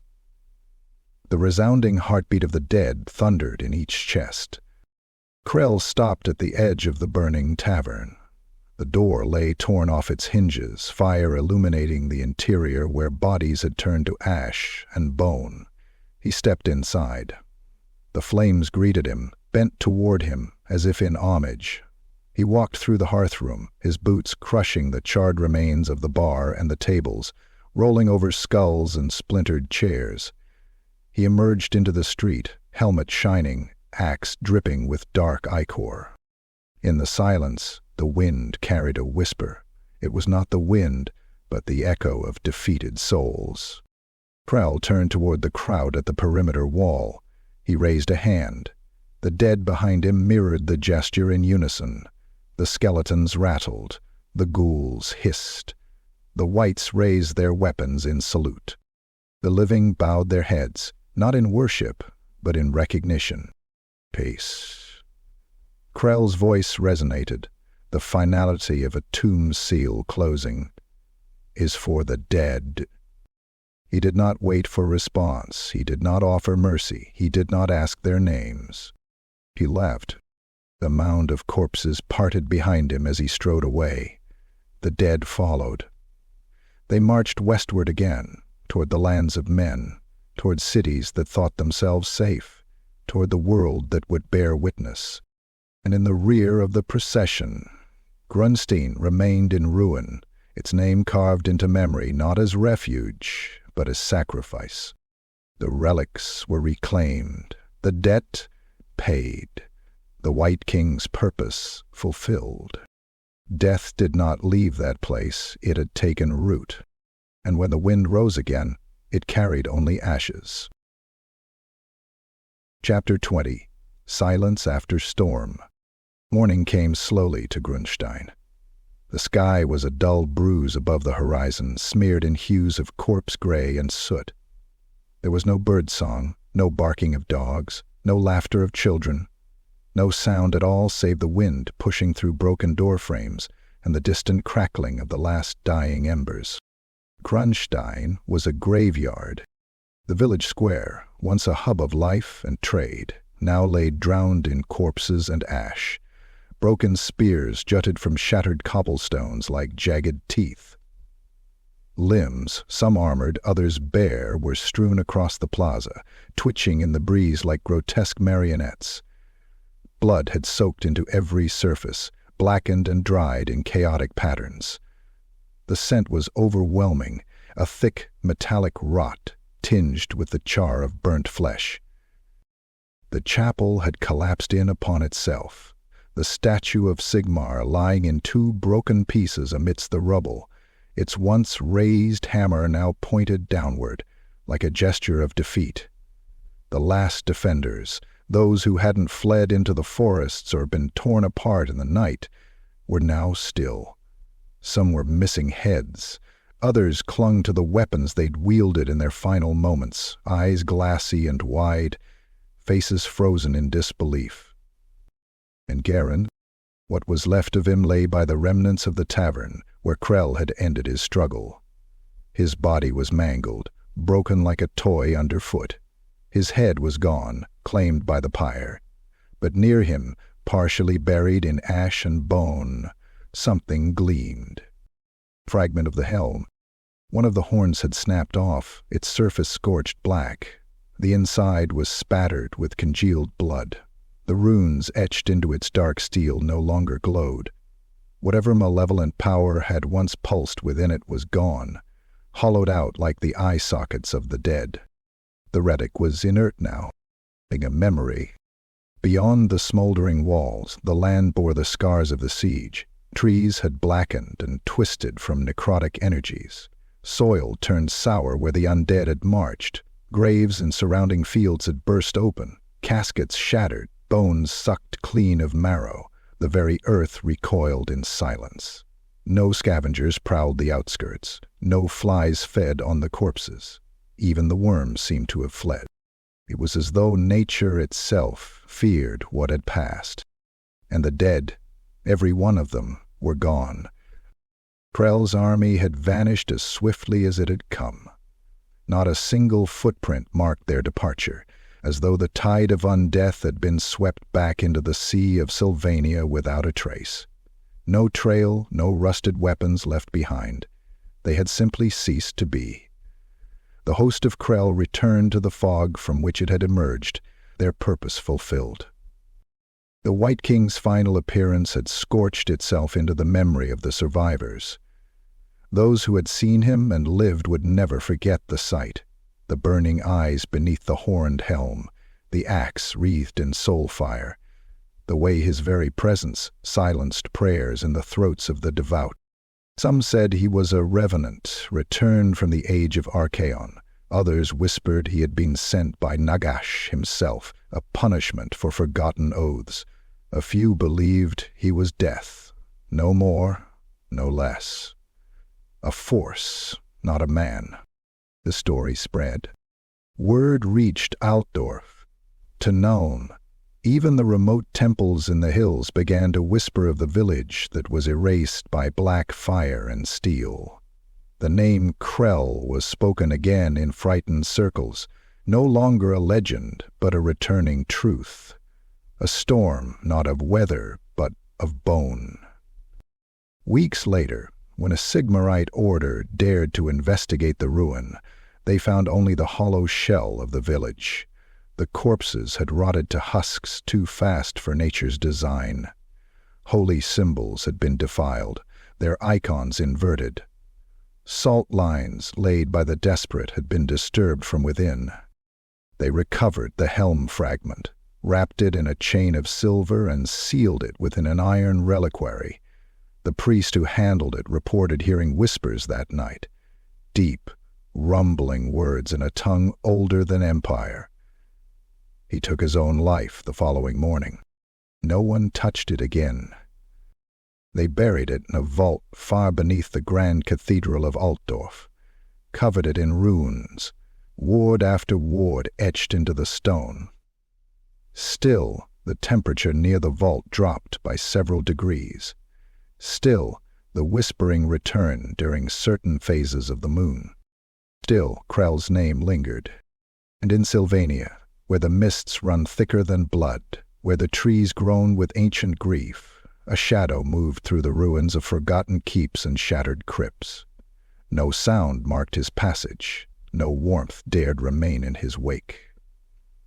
Krell, the Wight King, clad once more in his full regalia, helm upon brow, axe at hand, he wandered the desolation like a spectre of vengeance.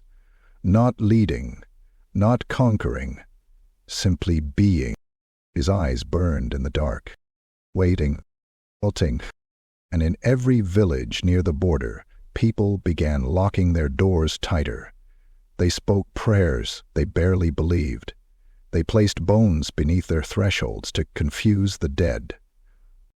Because they knew He would return, not for relics, not for revenge, but because death was hungry, and Krell was its hand.